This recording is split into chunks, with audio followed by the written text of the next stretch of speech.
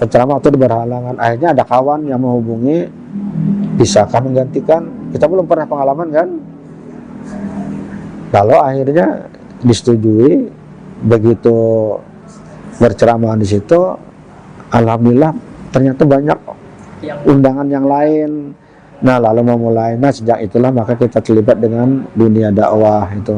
Tapi akhirnya ketika tahun 1983an itu, karena terlalu banyak frekuensi dakwahnya, akhirnya saya sakit 2 tahun, sakit yang tidak bisa bangun, tidak bisa apa-apa, itu 2 tahun. Nah pada waktu sakit itulah saya bercita-cita kalau sehat ingin membangun pesantren. Jadi setiap ada orang yang menjenguk cerita, di Banjarmasin ini belum ada pesantren waktu itu, yang ada cuma madrasah di luar kota. Sejak di kilometer 7 sampai ke hulu sungai banyak pesantren, kotanya sendiri belum punya. Jadi saya ingin di Banjarmasin ada pesantren gitu. Saya di KPO juga nggak pernah melepas dakwah, bahkan di kantor KPO itu ada pengajian. Jadi kantor KPO itu saya minta kepada karyawan habis salat zuhur jangan bubar, setengah jam tetap pengajian dulu. Di bumi Banua yang religius, lahir tokoh-tokoh besar yang mendedikasikan hidupnya untuk ilmu dan umat. Salah satunya adalah sosok yang tidak hanya dikenal di Kalimantan Selatan, tapi juga di panggung nasional. Beliau adalah Profesor Dr. Haji Abdul Hafiz Ansari. Setelah malang melintang di dunia politik hingga menggapai posisinya sebagai Ketua KPU RI, Hafiz Ansari kini kembali ke dunia aslinya sebagai pendakwah. Hari ini, di bulan Ramadan 2026, dari Masjid Al-Munawwarah di Jalan Pramuka Banjarmasin, tempat Hafiz Ansari kini rutin mengisi tausiah.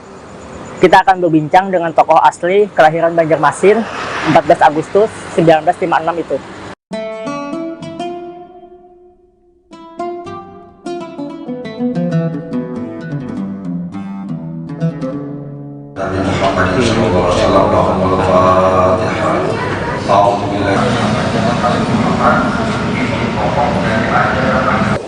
Pak, Bapak kan dikenal sebagai birokrat sebelumnya dan juga akademisi, kemudian juga aktif berdakwah.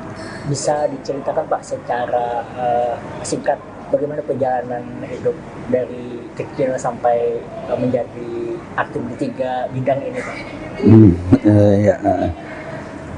Pertama dulu lah memang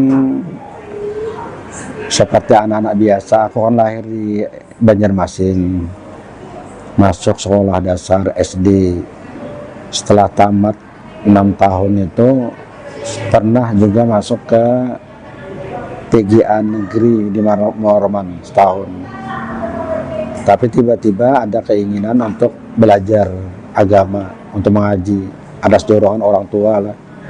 Lalu kita ke Martapura, ke Darussalam. Tapi masuknya di Mu'alimin. Pada pasar Darussalam itu ada Mu'alimin namanya. Ini Mu'alimin Darussalam. Nah disitulah kita sebetulnya mulai belajar dan di samping sekolah secara formal juga di kampung-kampung belajar dari pagi sampai malam. Tapi atas dorongan orang tua, kemudian setelah tamat di situ lalu masuk ke IAIN Fakultas Syariah. Sebetulnya sampai kelas 4 lah, sampai kelas 4 seingat saya di Mu'alimin itu, berarti kelas 1 aliyah lah atau SMA tuh tingkatannya. Itu masih belum tahu urusan dunia luar. Tahunya kita urusan mengaji aja. Cuma ada risiko waktu itu, kita kan pakai sarungan. Bila pulang ke Banjarmasin, orang tua kita itu kan pedagang. Kadang-kadang yang datang berkunjung itu ada juga pejabat, ada pengusaha, orang-orang elit gitu. Saya tidak bisa ikut bicara apa-apa. Pasif, betul-betul pasif. Hanya ikut mendengar. Nah melihat keadaan ini lalu orang tua saya bilang, selain dari ngaji kata beliau, mestinya engkau ya bersosialisasi lah supaya bisa bicara, bagi-bagi. Caranya dengan masuk organisasi gitu. Maka ketika sekitar kelas 5, pertengahan kelas 5 ya, dulu kan tahun ajaran itu Januari sampai Desember. Itu tahun saya masuk Darussalam tahun 1970, masih bukan sekarang kan Juli ke Juni kan. Kalau dulu enggak, Januari sampai dengan Desember. Lalu akhirnya saya cari-cari organisasi itu seperti apa sih, belum kenal juga, belum tahu. Karena yang tahunya ngaji aja tiap hari. Nah lalu akhirnya kita ikut Ikatan Pelajar Nahdlatul Ulama IPNU, di kader di situ. Mulai sudah melihat dunia luar, lalu mulai berorganisasi. Akhirnya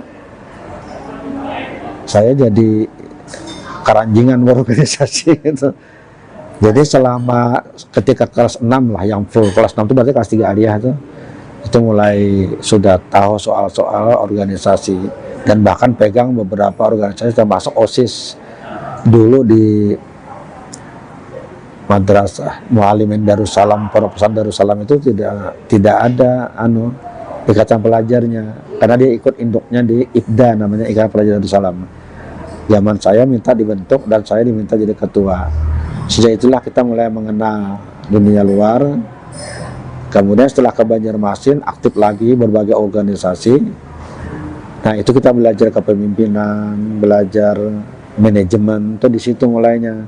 Tetap ngaji juga sampai ke Banjar pun saya masih belajar. Dulu masih ada guru di situ, Mu'alim Syukur namanya, di Teluk Tiram, mungkin ada yang kenal tuh. Itu yang pagi saya ngaji sana, kuliah, tapi sambil terus berorganisasi, bahkan keasikan lah kalau boleh, berbagai organisasi diikuti. Ini yang mungkin memberi bekal kita untuk menghadapi tahun-tahun berikut. Nah setelah itu belum lagi selesai kuliah, masih sarjana muda, dulu ada sarjana muda namanya, oleh Pak Dekan saya diminta supaya ikut menjadi pegawai di Fakultas Syariah. Saya bilang, kita kan masih sarjana muda, belum selesaikan dulu lah. Saya sampai sarjana lengkap, dulu namanya sarjana lengkap Dr. Andes tuh. Tapi kata dekan, tidak, kalau kamu tidak sekarang, siapa tahu nanti kamu bekerja di tempat lain, kamu nggak boleh ke tempat lain, harus di sini. Karena diminta beliau biar sarjana muda, akhirnya taatlah karena guru kita kan lah. Masuklah kita ke birokrasi, itu mulainya menjadi pegawai negeri. Lalu setelah tamat sarjana baru diusulkan menjadi dosen. Itu tahun 1982 saya mulai menjadi pegawai negeri. Nah itu masuk ke birokrasi di situ. Nah modal ketika kita berorganisasi segala macam itulah yang kita gunakan untuk melangkah lebih lanjut di bidang kepegawaian. Kemudian saya juga pernah terlibat dalam kepartaian di kantor. Saya diangkat jadi sekretaris Korpri Fakultas Syariah. Dulu kalau Korpri itu harus Golkar. Kemudian oleh Golkar saya dimasukkan ke DPD Golkar Provinsi. Waktu itu pegawai negeri masih boleh berpartai. Saya dimasukkan di Biro Kerohanian saja. Nah disitulah yang paling banyak saya belajar, karena aktivitasnya ternyata sangat tinggi. Di satu sisi orang berjuang untuk kepentingan politik dan partai, di sisi lain kita punya kesempatan untuk berdakwah. Karena saya di Biro Kerohanian, maka frekuensi kegiatan keagamaan itu pun sangat tinggi, melebihi dari biro-biro yang lain. Nah itu mulainya tuh di situ. Jadi ada. Nah, kemudian pada tahun itu sekitar 94 ya, itu 94 95. Saya S2-nya tuh tahun 90 S2, kemudian alhamdulillah dapat nilai yang cukup untuk tidak menulis tesis. Itulah ada kriteria, kalau nilainya 80 ke atas, hasilnya orang boleh langsung ikut S3. Alhamdulillah saya bisa mencapai nilai itu, lalu langsung S3, jadi tanpa tesis, sehingga 92 selesai, 2 tahun persis, langsung S3 nya 93, pulang ke Banjarmasin. Ya tadi dilibatkan dalam dunia politik, akhirnya sampai 98 saya tidak bisa nulis disertasi. Akhirnya kembali, lalu keluar peraturan pemerintah yang melarang pegawai negeri menjadi anggota partai. Akhirnya saya mundur dan memfokuskan kepada penyelesaian studi. Tahun 2000 alhamdulillah sudah bisa selesai studi di situ. Nah, setelah selesai itu kembali ke kampus di IAIN, ngajar seperti biasa.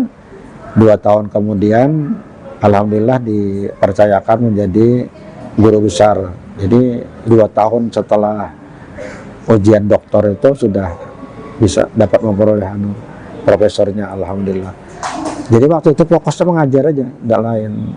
Nah, tiba-tiba ketika mau pemilu tahun 2004, pemilu 2004 ya, waktu itu pemilu nasional, oleh Pak Gubernur melalui pembantunya, saya diminta salah satu di antara 2. Pertama, menjadi panitia atau tim seleksi anggota KPU Provinsi Kalimantan Selatan. Tim seleksi. Kalau itu kalau bersedia, kata beliau, itu langsung di SK-kan oleh gubernur tanpa melalui proses tes. Atau itu gubernurnya Pak Sahril Darham, saya masih ingat, alhamdulillah. Pak Sahril, Allahumma warhamhu wa'afihi. Kita kan nggak ada pengalaman di bidang kalau kepemiluan itu, belum ada, walaupun kita pernah di partai. Saya bilang tidak ada pengalaman, tapi beliau yakin melalui pembantunya tadi bisa gitu. Yang kedua pilihannya menjadi anggota KPU-nya. Cuma kalau menjadi anggota KPU provinsi itu syaratnya harus ikut tes. Belum tentu lulus karena tim seleksinya bukan gubernur, tapi ada tim khusus yang menyeleksi. Setelah kita berunding keluarga, kayak kalau mau ikut-ikut di pemilu sekalian aja lah, sudah ke KPU-nya. Kalau tim seleksi kan sebentar habis, sekali kan belajar di situ. Maka ikutlah tes, alhamdulillah masuk 5 besar, lulus gitu. Setelah belajar, ya tentu belajar, lulus. Nah, ketika setelah selesai dilantik di Jakarta, pulang ke Banjarmasin, diadakan rapat pemilihan ketua. Ya alhamdulillah waktu itu kawan-kawan sepakat kita diminta ketua KPU Provinsi Kalimantan Selatan tahun 2003 itu, peristiwanya 2003. Nah, itulah mulai kita bergelut di bidang kepemiluan 2003. Kemudian di 2005 itu ada pemilihan kepala daerah.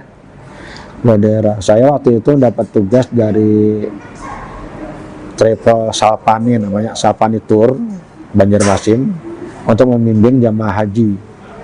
Kita berangkat haji membawa jamaah dari Salpani, namanya Salpani Tour yang di Cempaka, Jalan Cempaka, alamatnya Haji Abu ketuanya, pimpinannya.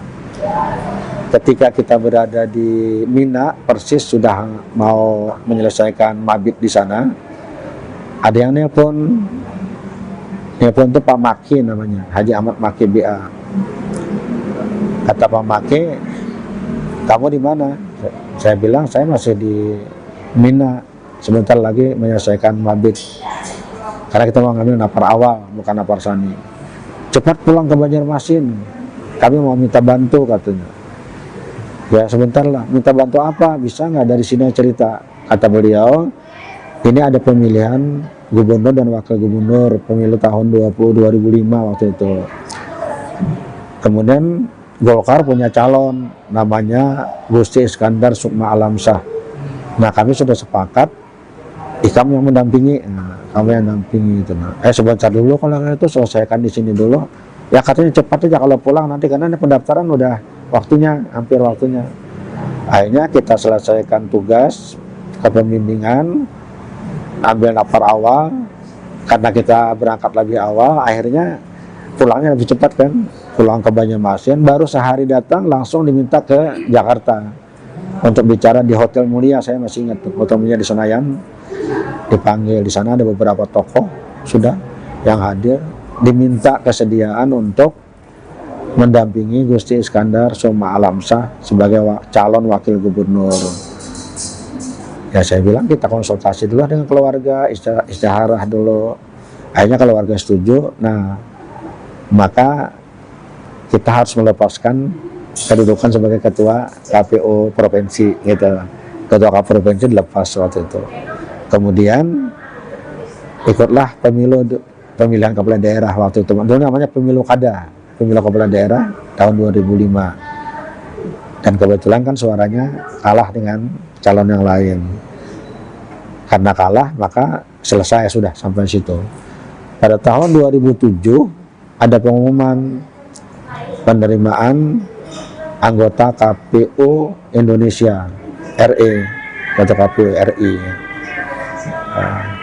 Kalau berunding dengan ibu di rumah, kita konsultasi dengan keluarga, bagaimana kalau kita ikut aja sekalian karena sudah terlanjur pernah di KPU provinsi, ikutlah mendaftar.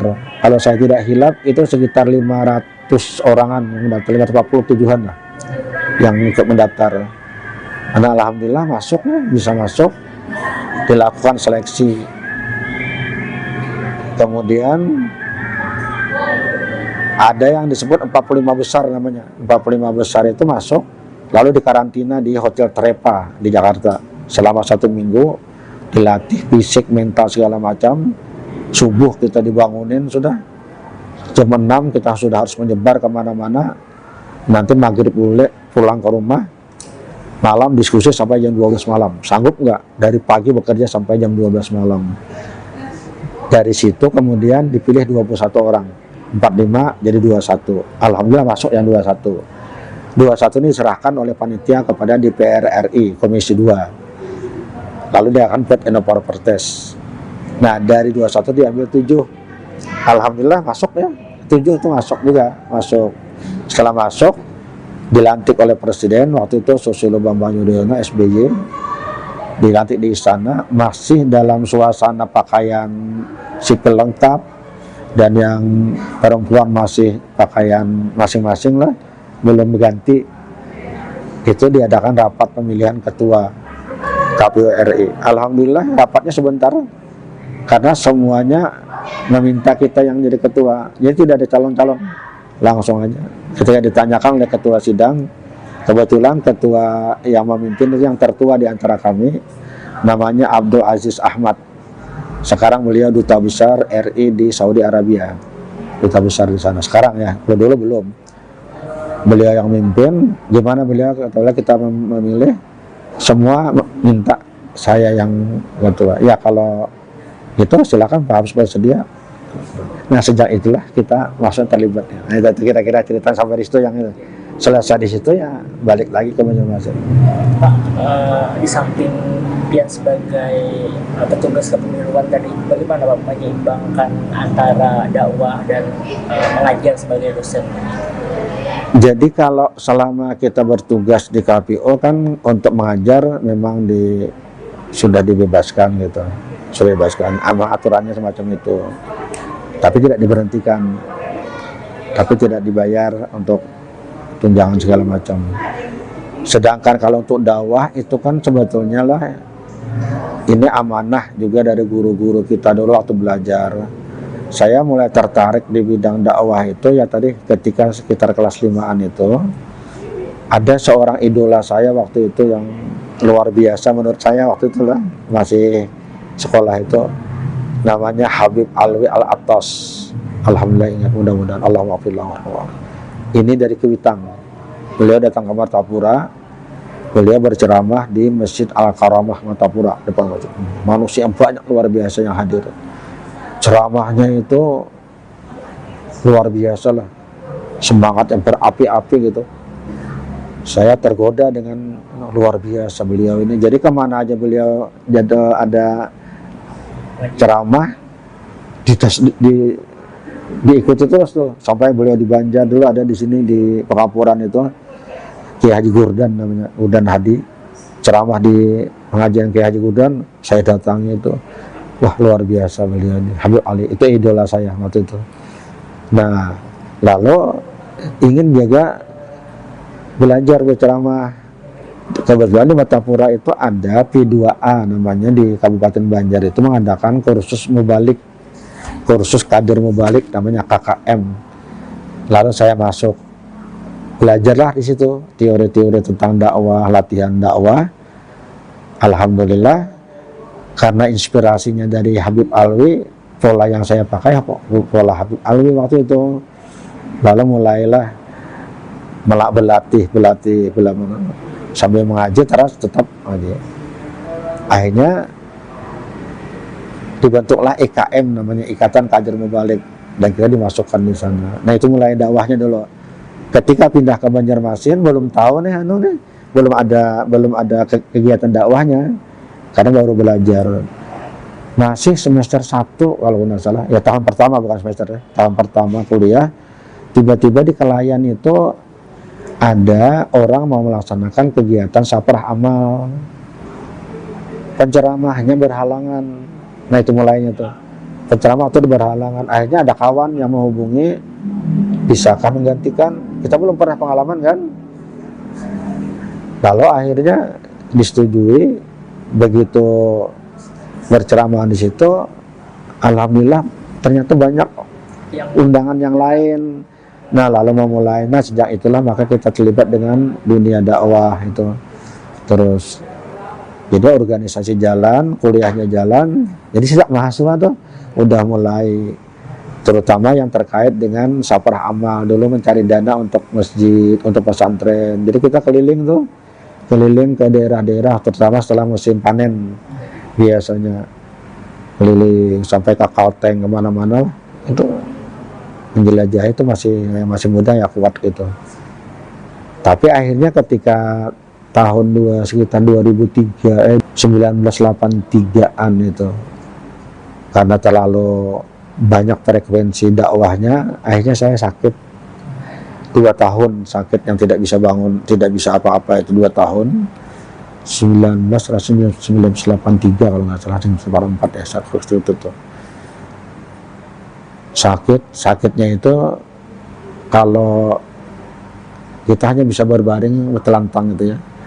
Setiap kali bangun darah yang keluar, darah. Ternyata paru-parunya bolong. Diduga kuat itu karena pertama pakai motor lah, kendaraan.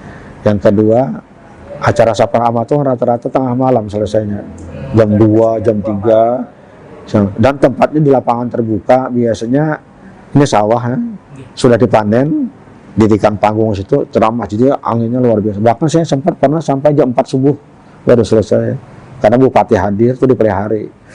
Rupanya sakit. Nah pada waktu sakit itulah saya bercita-cita kalau sehat ingin membangun pesantren. Jadi setiap ada orang yang menjenguk, cerita di Banjarmasin ini belum ada pesantren waktu itu. Yang ada cuma madrasah di luar kota. Sejak di kilometer 7 sampai ke hulu sungai banyak pesantren, kotanya sendiri belum punya. Jadi saya ingin di Banjarmasin ada pesantren gitu. Nah rupanya ada yang merespon, lalu menawarkan tanah. Dari beberapa yang beliau punya, saya pilih yang di Pekapuran Raya. Maka lahirlah Pondok Pesantren Istiqamah itu sekitar 1985 waktu itu kita mulai membangun. Sampai sekarang alhamdulillah masih eksis pesantrennya. Nah itu mulainya dakwah itu di situ. Nah kemudian sedangkan jadi dosen tadi kan mulai tahun 1982 itu formalnya, tapi ngajarnya sebenarnya sudah masih mahasiswa itu sudah mengajar, masih sistem BA itu sudah diminta jadi asisten dosen waktu itu, sampai akhirnya diangkat. Jadi alhamdulillah serasi aja ketiga-tiganya jalan. Saya di KPO juga nggak pernah melepas dakwah, bahkan di kantor KPO itu ada pengajian. Nah kebetulan kitabnya pas ini yang saya pakai nih, yang kita pakai di sini. Jadi kantor KPO itu saya minta kepada karyawan habis salat zuhur jangan bubar, setengah jam tetap pengajian dulu. Alhamdulillah tidak pernah meninggal. Termasuk ceramah-ceramah juga diminta ke beberapa, termasuk khutbah gitu.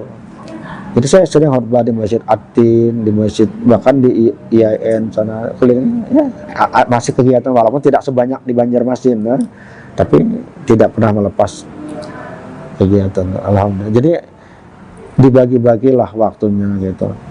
Pak, setiap daerah itu kan punya budaya yang berbeda-beda. Kalau menurut Pian sendiri, seni dakwah di Kalsel ini apa yang membuat unik dan berbeda dari daerah lain? Semangat keagamaannya tingginya luar biasa, walaupun pengamalan keagamaannya sedikit ada yang bervariasi. Saya tidak mengatakan rendah, tapi bervariasi. Semangat keagamaan itu maksudnya kalau ada kegiatan yang bernuansa agama itu antusiasnya masyarakat kita luar biasa. Tapi ketika dia pengamalan keagamaannya itu masih bercampur baur lah. Di satu pihak kalau sudah peringatan Maulid itu luar biasa, peringatan Isra Mi'raj luar biasa. Tapi ketika soal ibadat, soal kejujuran, misalnya segala macam itu masih ada yang campur. Nah karena itulah maka dakwah ini tentu saja kita mengarahkannya kepada karakter itu masyarakat Banjar kita yang gampang berubah itu, bagaimana supaya bisa istiqomah lah, konsisten itu. Nah itu yang diajarkan. Yang kedua, masyarakat Banjar ini lebih cenderung pandangan saya kepada hal-hal bersifat spiritual, tasawuf lah gitu. Kurang tertarik dalam soal-soal syariat hukum. Jadi kalau kita bicara itu rukun Islam sekian, rukun sembahyang sekian, itu kayaknya tidak banyak responnya. Ini pandangan saya lah. Tapi kalau sudah bicara soal hakikat, bicara soal kebatinan, bicara soal syir segala macam, itu kayaknya peminatnya banyak. Nah karena itu biasanya saya mencoba ya dengan sedikit yang kita bisa itu untuk memadukan ini, bagaimana menyeimbangkan antara tiga komponen keilmuan dalam Islam itu. Pertama tauhidnya, yang kedua fikihnya, ketiga tasawufnya. Ini bisa sinkron tiga macam ini. Jangan hanya orang bertasawuf tapi tidak berfikih, orang fikih tapi nggak bertasawuf, apalagi kalau tidak bertauhid. Yang kedua, tidak bisa juga dalam bentuk paksaan. Karena itu maka dalam teori dakwah itu kan basiran wa naziran namanya. Basiran itu memberikan kabar gembira, naziran itu memberikan ancaman-ancaman.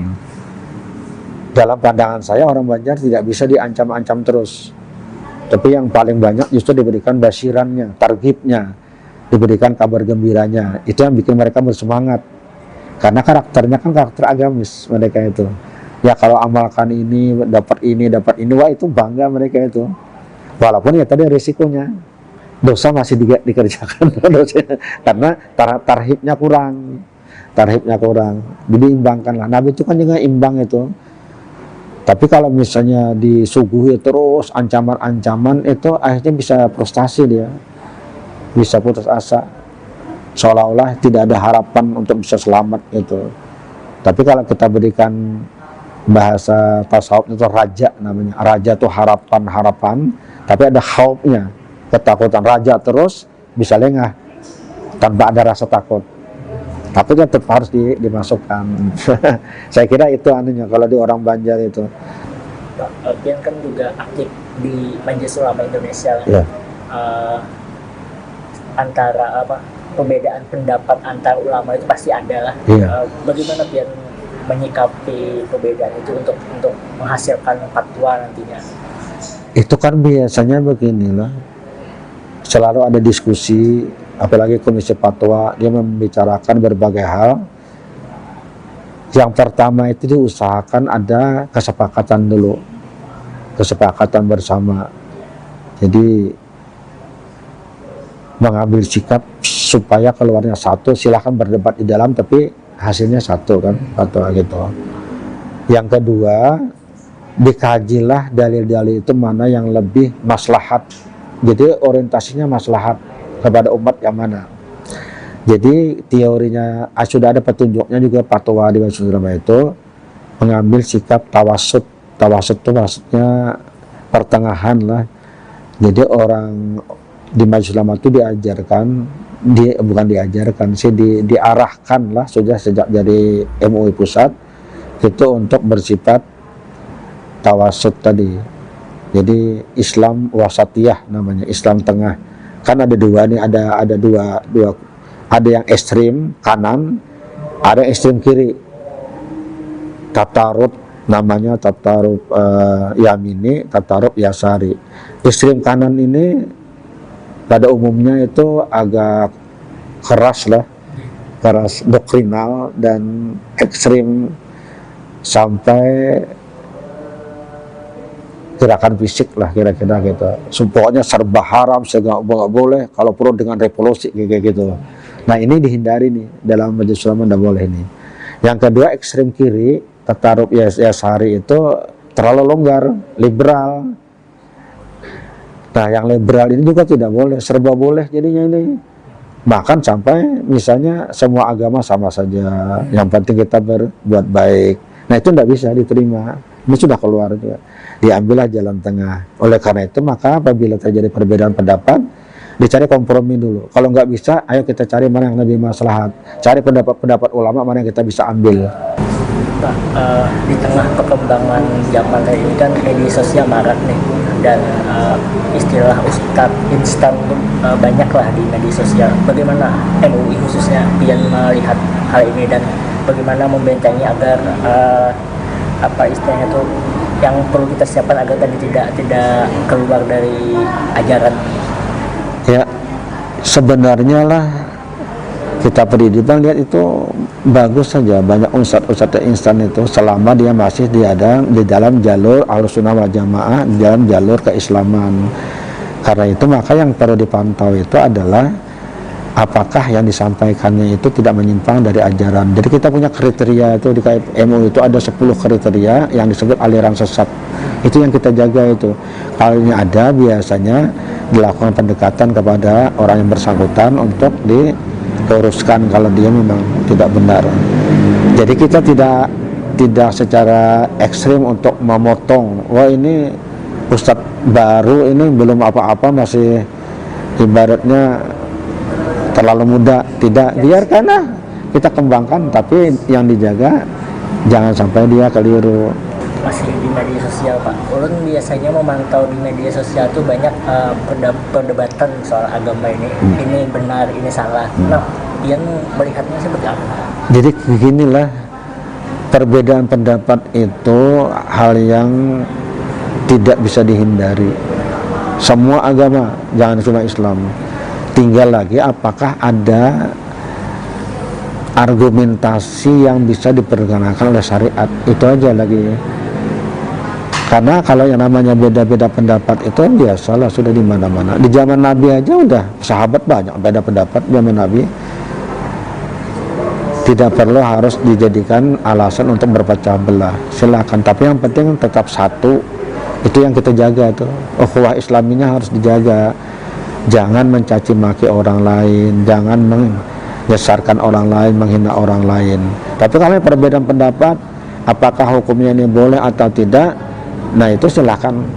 Termasuk misalnya kayak penentuan awal puasa, ada yang menggunakan hisab, silakan. Menggunakan ru'yah, silakan. Konsekuensinya memang terjadi perbedaan karena metode yang dipakai beda itu. Pak, adakah cita-cita Pian yang belum tersampaikan atau saat ini masih diperjuangkan untuk umat Islam di Kalimantan Selatan? Saya inilah sejak pesantren itu satu ukhuwah Islamiyah itu ingin sekali ukhuwah Islamiyah itu seperti di zaman Rasulullah SAW. Ansar, Muhajirin, belum lagi yang di luar itu orang-orang yang baru-baru Islam, mu'alaf orang Yahudi segala macam, bisa satu loh di zaman Nabi, tidak ada persoalan. Nah itu yang saya ingin, makanya turun namanya dari risalah lah kalau sarjana muda tuh. Risalah saya pertama itu tentang hak muslim, ada muslim yang lain untuk diperjuangkan supaya ukhuwah. Walaupun sampai sekarang saya merasa itu berat sekali karena kita sudah terlalu banyak kotaknya. Rumahnya sudah bagus, Ghana rumah Islam, tapi kamar-kamarnya terlalu banyak nih. Bukan kamar paham saja, kamar organisasi, kamar politik, bahkan kamar daerah. Ada kamar daerah, lalu di bubuhan si anu, bila lain bubuhan kita tidak diterima. Nah ini yang paling berat itu. Tapi ya tetap aja kita suarakan terus lah itu. Pada akhirnya nanti kepentingan ukhuwahnya menurut saya lah masih perlu peningkatan. Kadang-kadang kepentingan politik lebih tinggi daripada ukhuwah. Karena kepentingan politik partai tertentu atau karena kepentingan organisasi tertentu, organisasi A, organisasi B beda pendapat, yang mana yang diutamakan? Bubuhan kita dulu. Walaupun ukhuwah kadang-kadang terancam. Nah ini yang kita sedih tuh. Bagaimana bisa mewujudkan ukhuwah ini di depan dulu, kita siap mengalah gitu. Saya jujur aja, saya orang NU, tapi di Banjarmasin di Muhammadiyah saya pernah khutbah. Masih bahkan ceramah-ceramah bisa tidak apa-apa. Kita tidak membawa paham kita yang berbeda gitu. Itu aja, tidak paham berbeda. Pak, dari sebagai pejabat publik, kemudian akademisi sampai pendakwah, peran mana yang menurut Yanto lebih dekat kepada Tuhan? Sebenarnya semuanya sama aja, sama. Asa itu dimanfaatkan untuk ibadah, itu aja. Kita berdakwah bagus, nyata, tapi kalau niatnya nggak baik, sama rusaknya kan. Kita jadi pejabat, itu kan ada itu yang disebutkan, 1 hari pejabat yang adil, pemimpin yang adil itu lebih baik daripada ibadah 60 tahun. Makanya kalau saya berpendapat, tidak apa-apa jadi wali kota, jadi bupati, jadi gubernur, bahkan jadi presiden. Nabi aja jadi pejabat, sahabat Abu Bakar, Umar, Utsman, khalifah semua gitu. Tapi kalau yang berpendapat jauhilah politik, juga kita hargai, karena memang politik itu kan netral, tapi banyak praktiknya yang menyimpang. Banyak orang yang karena soal jabatan berbuat dosa dan maksiat. Dimaklumi, jangan dikecam ini, silahkan pendapatnya macam itu. Nah kita yang berpendapat bahwa politik itu harus diikuti, sebab kalau tidak beginilah nanti orang yang akan mengisinya. Kalau tidak, bayangkan kalau umat Islam semuanya diajak tidak usah jadi bupati wali kota, kalau gitu umatnya mana yang jadi wali kota? Sedangkan peranan politik itu dalam agama kan luar biasa besar. Hampir semua sejarah agama Islam yang berkembang itu didukung oleh politik. Kalsel ini sebelum kerajaan Banjar berdiri banyak umat Islamnya. Sebenarnya sebelum kerajaan Banjar, sebelum Pangeran Samudra itu mendirikan kerajaan Banjar dan berubah nama menjadi Sultan Suryansah, banyak, tapi nggak kelihatan, kalah dengan orang Hindu. Tapi begitu kerajaan Banjar berdiri dengan kekuatan politik itu, beliau ajak masyarakat Banjar untuk jadi Muslim, berbondong-bondong orang masuk Islam. Jadi dipadukan aja tiga-tiganya, dakwah jalan, dalam politik ada dakwah, dalam akademisi ada dakwah, dalam birokrasi ada dakwah, apalagi dalam dakwah sendiri ada dakwah. Jalan. Cuma mungkin waktunya aja dibagi. Kalau misalnya ketika ada pegang posisi birokrasi, tentu ini makan banyak waktu, maka dakwah yang fisik yang dikurangi itu aja. Tapi dalam birokrasinya ada dakwah. Sebenarnya lah semua kita ini sudah mendakwah sebenarnya, termasuk kawan-kawan media ini termasuk dakwah nih. Sebenarnya ketika disebarluaskan, siapa tahu ada manfaat untuk masyarakat. Itu namanya amar ma'ruf nahi munkar, itu setiap orang diwajibkan sebenarnya sesuai bidangnya masing-masing. Nah, Pak, terakhir, sampai sekarang prinsip yang pian pegang itu mungkin apa Pak, dan adakah pesan kepada umat? Apapun alasannya ya, sebagai muslim kita harus konsisten untuk melaksanakan syariat agama secara baik. Jadilah muslim yang kafah.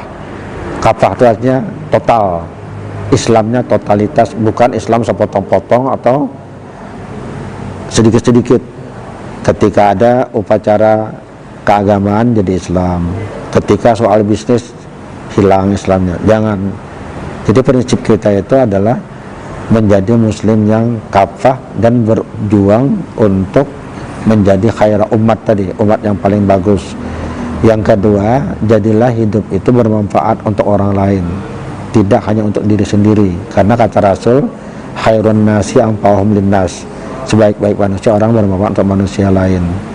Yang ketiga, berjuanglah juga seperti Rasul untuk menegakkan agama dengan baik sesuai dengan kapasitas dan kapabilitas kita masing-masing. Itu yang penting itu. Nah prinsip ini yang dipegang. prinsip keberagamaan, bahwa ini adalah modal dasar kita untuk bisa menghadap Allah Subhanahu wa taala. Kita tidak hanya hidup di dunia, tapi kita juga ada hidup di akhirat nanti. Bagaimana keadaan di dunia itu akan sangat berpengaruh kepada kondisi kita di akhirat. Itu yang kalau saya itu aja.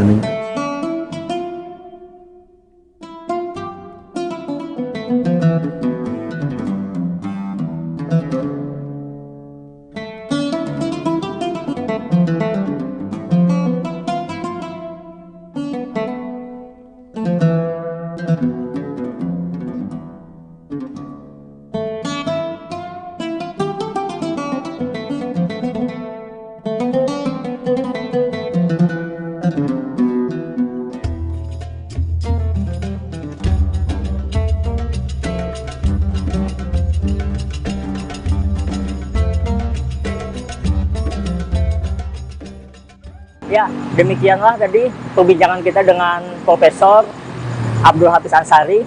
Sampai jumpa di episode selanjutnya. Download Tribun X sekarang. Menghadirkan lokal menjadi Indonesia.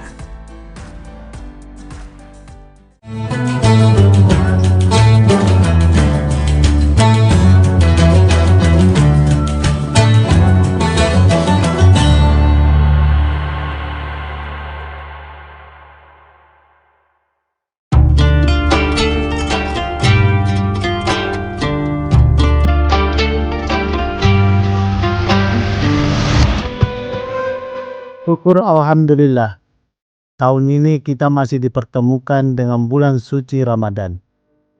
Ramadan bukan sekedar menahan lapar dan dahaga, tetapi waktu untuk memperbaiki kualitas diri, baik ibadah maupun menempa akhlak. Jadikan Ramadan ini sebagai titik balik untuk menjadi pribadi yang jujur dalam perbuatan, sabar dalam ujian, dan disiplin dalam ketaatan. Dewan Komisaris, Direksi dan seluruh karyawan PT Semen Tonasa mengucapkan Selamat menunaikan ibadah puasa.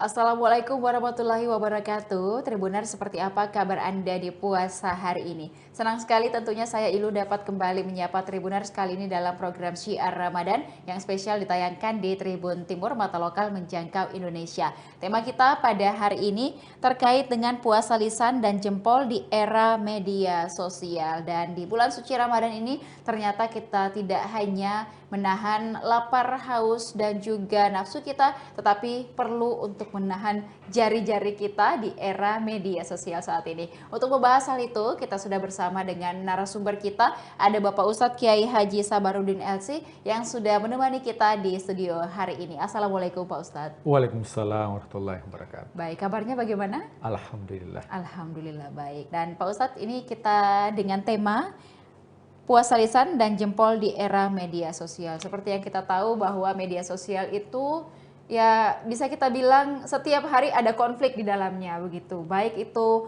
mungkin yang dekat dengan kita ataupun yang jauh dari kita bisa lihat dan akses semuanya melalui media sosial. Bagaimana untuk mengontrol diri kita dan juga jari-jari kita di era media sosial ini, khususnya juga di bulan suci Ramadan kali ini. Silakan Pak Ustadz. Bismillahirrahmanirrahim. Hamdan wa syukranillah, salatan wa salaman ala rasulillah, amma ba'd.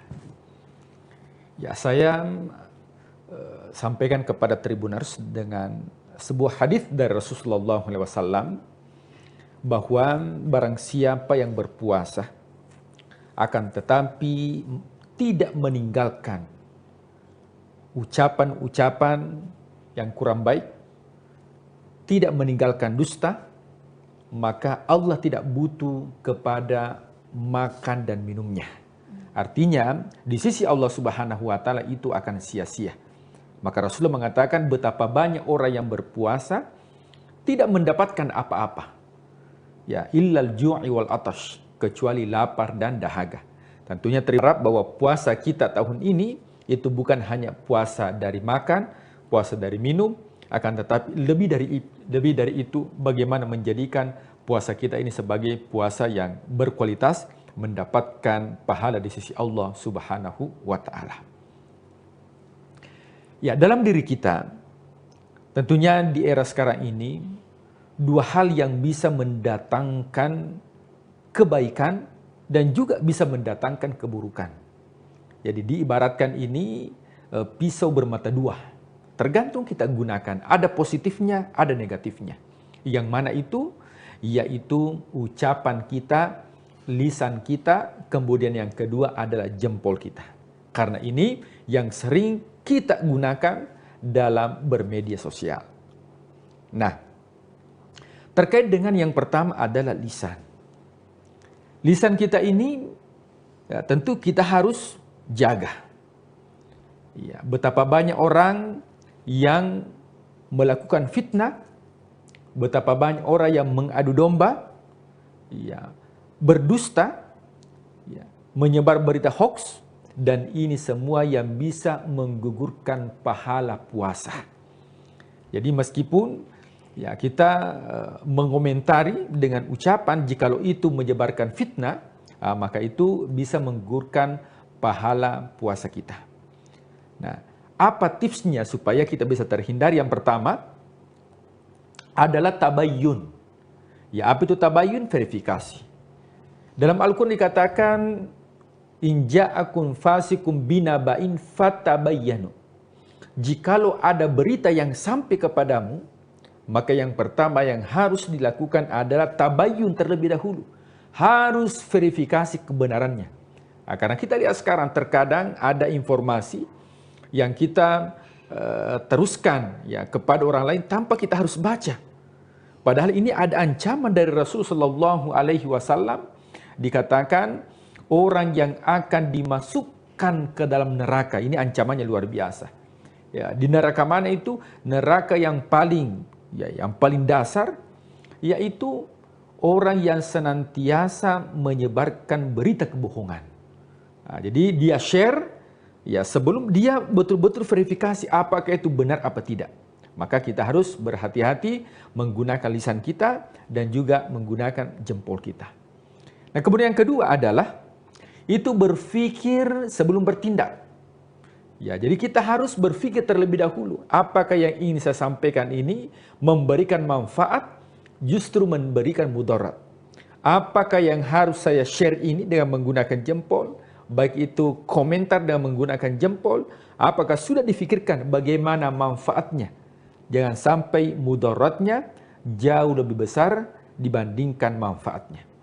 Kemudian yang ketiga adalah kita menghindari yang dinamakan dengan overthinking atau prasangka buruk. Ya, terkadang ada sesuatu postingan yang diposting kemudian kita langsung berprasangka buruk. Akhirnya kita mengomentari padahal sebenarnya tidak seperti apa yang kita ingin.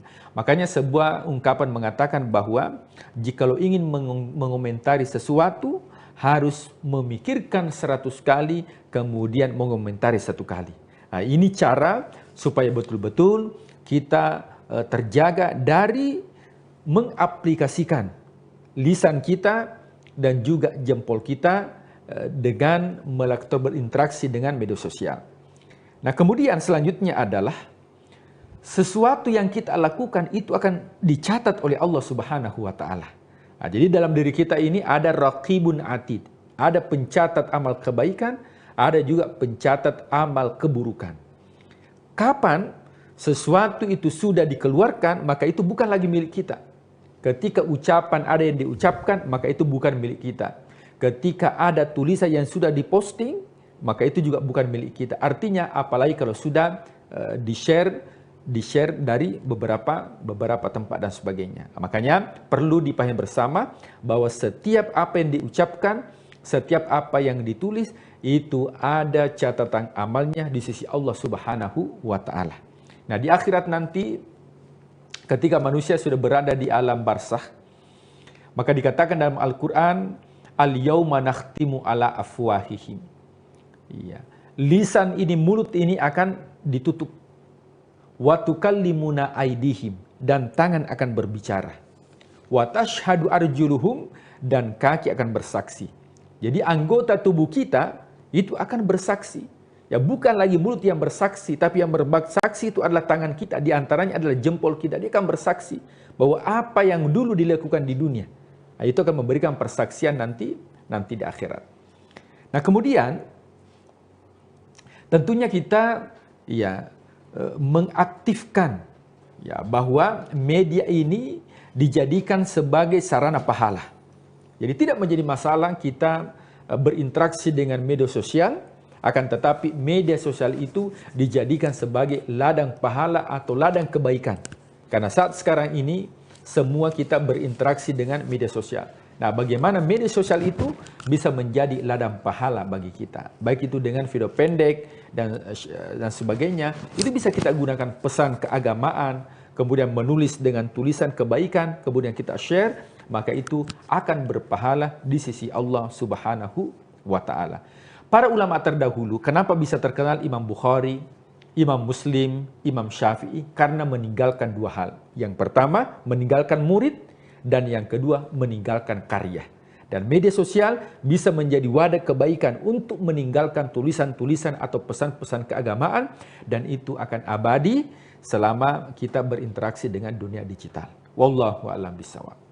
Ya baik, jadi dalam bermedia sosial terutama di bulan suci Ramadan kali ini, hendaknya kita menggunakan media sosial itu sebagai wadah ataupun juga media untuk berdakwah ya Pak Ustadz ya, dan juga sharing apapun itu yang menjadi kebaikan, yang juga menjadi ilmu ataupun juga pahala bagi kita semua. Semoga kita terus bisa menahan diri begitu selama bulan suci Ramadan, bahkan setelah bulan suci Ramadan pun kita juga seyogianya bisa menerapkan hal tersebut. Lalu kemudian Pak Ustadz, di bulan suci Ramadan ini kan yang sebenarnya yang paling susah juga ini selain menahan hawa nafsu, lapar dan haus, media sosial ini juga yang paling susah untuk kita tahan diri kita untuk tidak memberikan ujaran kebencian dan lain sebagainya. Nah, mungkin ada tips tidak supaya kita bisa tetap khusyuk beribadah tetapi juga bisa tetap update dengan informasi terbaru. Silakan. Ya. Nah, tentunya berinteraksi dengan media sosial itu kan hukumnya mubah. Ya. Artinya dibolehkan. Karena segala sesuatu pasti akan ada manfaat, ada mudaratnya. Nah, kita melihat bahwa ya, memang kita terkadang butuh yang namanya media sosial. Oleh sebab itu, kita lihat skala prioritas. Jadi ada timing khusus yang mana kita memang fokus untuk beribadah. Jadi jangan ketika kita sudah mengatakan Allahu Akbar, Allah Maha Besar, masih kita ingat apa yang ada di HP.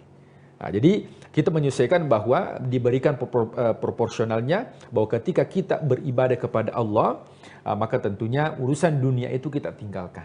Ketika kita sudah melakukan ibadah sholat atau membaca Al-Quran, maka tentunya kita kesampingkan dulu hal-hal yang bisa mengganggu. Nah, adapun ketika kita bermedia sosial, tentunya digunakan sebaik mungkin, bijak dalam menggunakan media sosial. Karena pasti akan ada ya keburukan dampak negatif, demikian halnya dampak positif.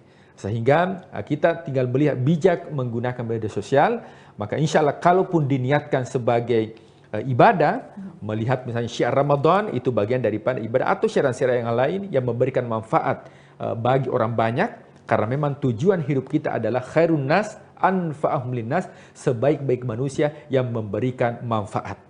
Nah, kita lihat boleh jadi media sosial ini ya penemunya mungkin bukan orang yang sekeyakinan dengan kita, akan tetapi memberikan wadah kepada kita untuk memberikan manfaat terhadap sesama, maka tidak menjadi masalah kita gunakan. Akan tetapi prinsipnya adalah bagaimana kita bijak menggunakan media sosial, dan yang paling terpenting adalah ada skala prioritas. Ketika kita sudah masuk ke ranah ibadah, maka selain daripada Allahu Akbar itu kita tinggalkan, karena jangan sampai kita menduakan Allah dalam beribadah. Iya, baik. Jadi ini menjadi media yang sebenarnya untuk memanfaatkannya itu balik lagi ke diri kita sendiri Pak Ustadz ya. Kalau orang dulu mungkin untuk menyebarkan ajaran agama, menyebarkan ilmu-ilmu ataupun juga seluruh hal yang dituliskan dalam Al-Quran itu harus berpindah dari satu tempat ke tempat yang lainnya.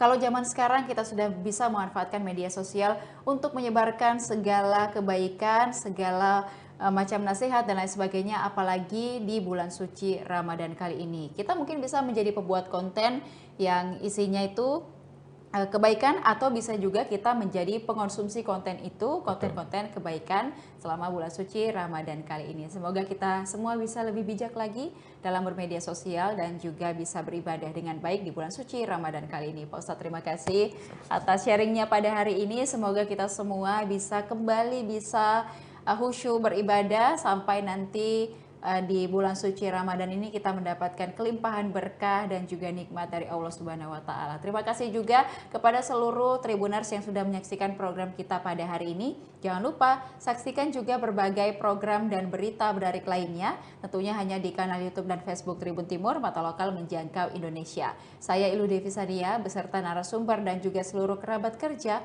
pamit undur diri. Terima kasih. Wassalamualaikum warahmatullahi wabarakatuh. Waalaikumsalam warahmatullahi wabarakatuh.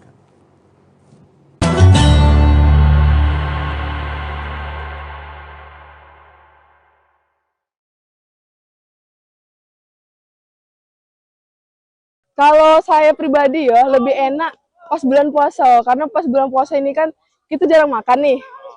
Tubuh ini memang udah lagi capek-capeknya dihabiskan pada saat nak berbuka. Jadi pas kita ndak berlari nih, menunggu buka puasa nih, nunggu minum. Jadi lebih enak pas bulan puasa sih kalau lagi lari. Tapi larinya lari sore, bukan lari pagi ya kan kawan. Pace berapapun kita nyamannya, ya udah itu pace-nya kita lari. Nah, ndak harus ngikuti pace orang.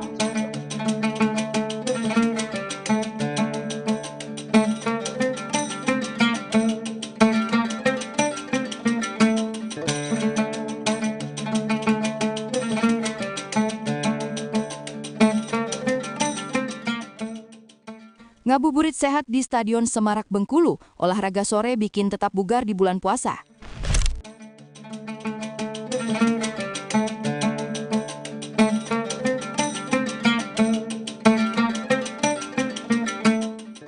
Assalamualaikum warahmatullahi wabarakatuh. Tribuners, mulai dengan reporter tribunbengkulu.com. Sama saat ini saya berada di salah satu stadion terbesar di Provinsi Bengkulu, ya, ini Stadion Semarak. Dan ini merupakan salah satu kebanggaan dari masyarakat Bengkulu, di mana hari ini merupakan hari puasa kita, Tribuners. Jadi banyak di belakang saya saat ini sedang berolahraga, baik itu lari, atletik, dan lain-lainnya, Tribuners. Jadi teman-teman ini menghabiskan waktu sebelum akhirnya berbuka puasa nanti maghrib, mereka mengisi aktivitas mereka dengan berolahraga, dengan kesehatan.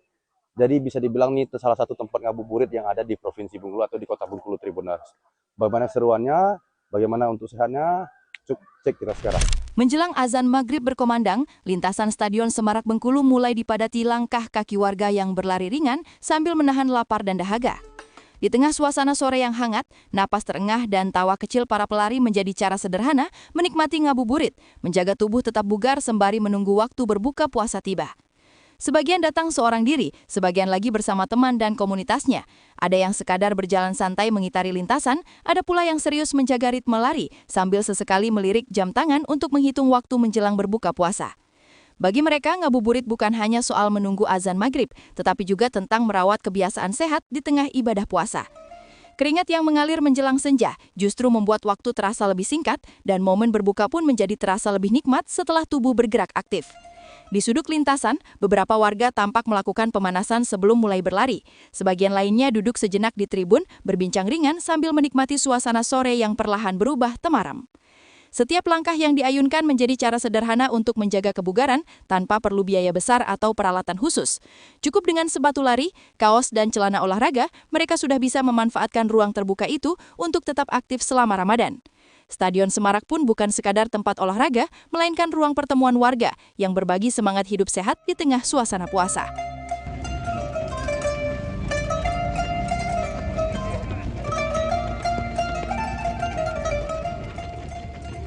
Stadion terbesar di Bengkulu. Stadion Semarak Bengkulu berada di Jalan Cendana, Kelurahan Sawah Lebar Baru, Kecamatan Ratu Agung Baru, Kota Bengkulu. Fasilitas olahraga ini menjadi salah satu ikon sekaligus stadion terbesar di Provinsi Bengkulu. Setiap sore menjelang maghrib, stadion ini memang selalu ramai dikunjungi masyarakat, mulai dari anak muda hingga orang dewasa. Mereka datang untuk menghabiskan waktu sore dengan berolahraga. Olahraga yang dilakukan pun beragam, mulai dari lari, jalan santai hingga latihan kebugaran. Salah satu warga yang rutin menghabiskan waktu sore di Stadion Semarak adalah Andesta Saputra. Ia kerap datang ke stadion untuk berolahraga. Karena kebiasaannya memang kalau lagi tidak puasa ya, biasanya memang lari kalau tidak pagi sore. Nah kebetulan kalau bulan puasa ini sedikit diubah aktivitasnya. Lebih lari sore, lari santai kan, easy-run sekitar 5 kilo. Pas jadi waktunya setelah lari, itu kan tinggal nunggu sebentar untuk waktu kita buka puasa.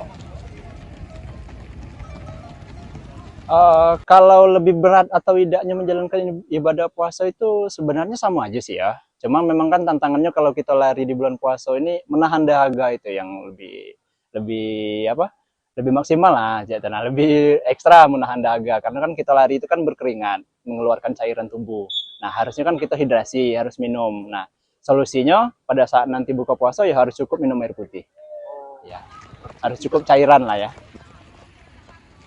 Oh kalau itu kondisional ya. Kalau misalnya orang rumah kita lagi masak kan, kita tidak belanja, nah, cuma kalau misalnya di rumah lagi tidak ini, ya otomatis kita belanja. Atau kalau kita lari ini kan biasanya ada keinginan, oh lah selesai lari ini buku kelak, caknya enak sih minum es dogan, caknya enak sih minum itu. Nah biasanya sih itu kita sambil lari itu kadang mikirkan enaknya buku apa kelak. Nah itu ya.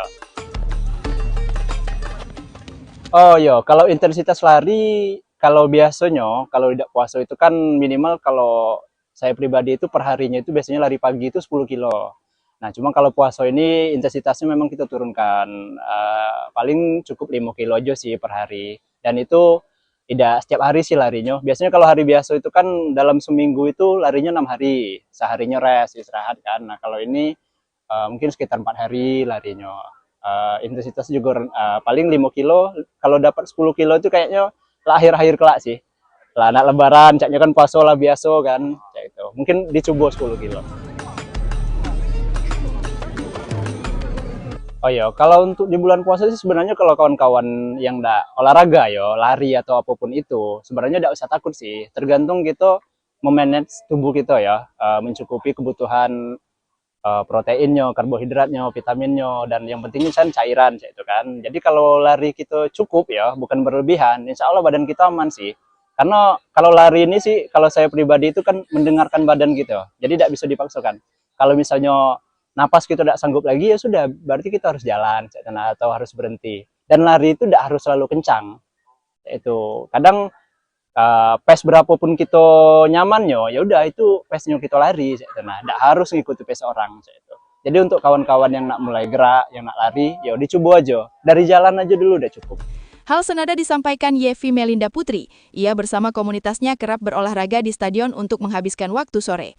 Menurutnya, Stadion Semarak cocok untuk mengisi waktu menjelang buka puasa saat bulan Ramadan. Selain itu, olahraga sore di bulan Ramadan juga membuat tubuh lebih bugar meski di bulan puasa. Kalau saya pribadi ya, lebih enak pas bulan puasa. Karena pas bulan puasa ini kan kita jarang makan nih. Tubuh ini memang udah lagi capek-capeknya dihabiskan pada saat nak berbuka. Jadi pas kita nak berlari nih, menunggu buka puasa nih, nunggu minum. Jadi lebih enak pas bulan puasa sih kalau lagi lari. Tapi larinya lari sore, bukan lari pagi ya kan kawan. Ngapa saya memilih olahraga lari di saat menunggu berbuka puasa? Kalau ngabuburit saat lari ini, apalagi 1 jam sebelum lari, itu terasa, waktu tidak terasa. Olahraga pun kita lebih bermanfaat, bulan puasa lebih bermanfaat. Olahraga ringan, kalau kita menunggu di lapangan tidak akan terasa pada saat bulan puasa. Jadi lebih enjoy aja sih sebenarnya. Sport pada saat lari, kalau kita bulan puasa ya, kalau mau lari setelah berbuka, itu kita juga enak larinya di Blungguk Point. Tuh, Blungguk Point tuh seru juga lari malam.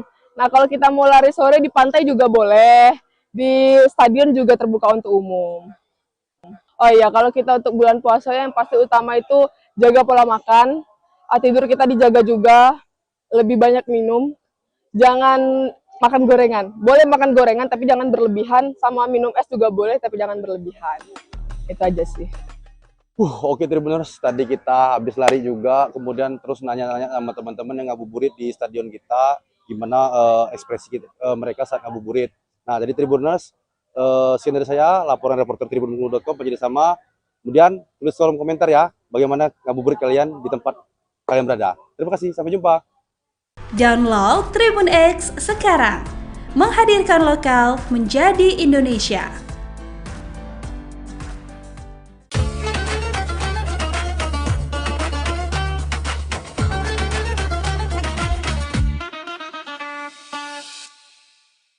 Bismillahirrahmanirrahim. Alhamdulillahirabbil alamin.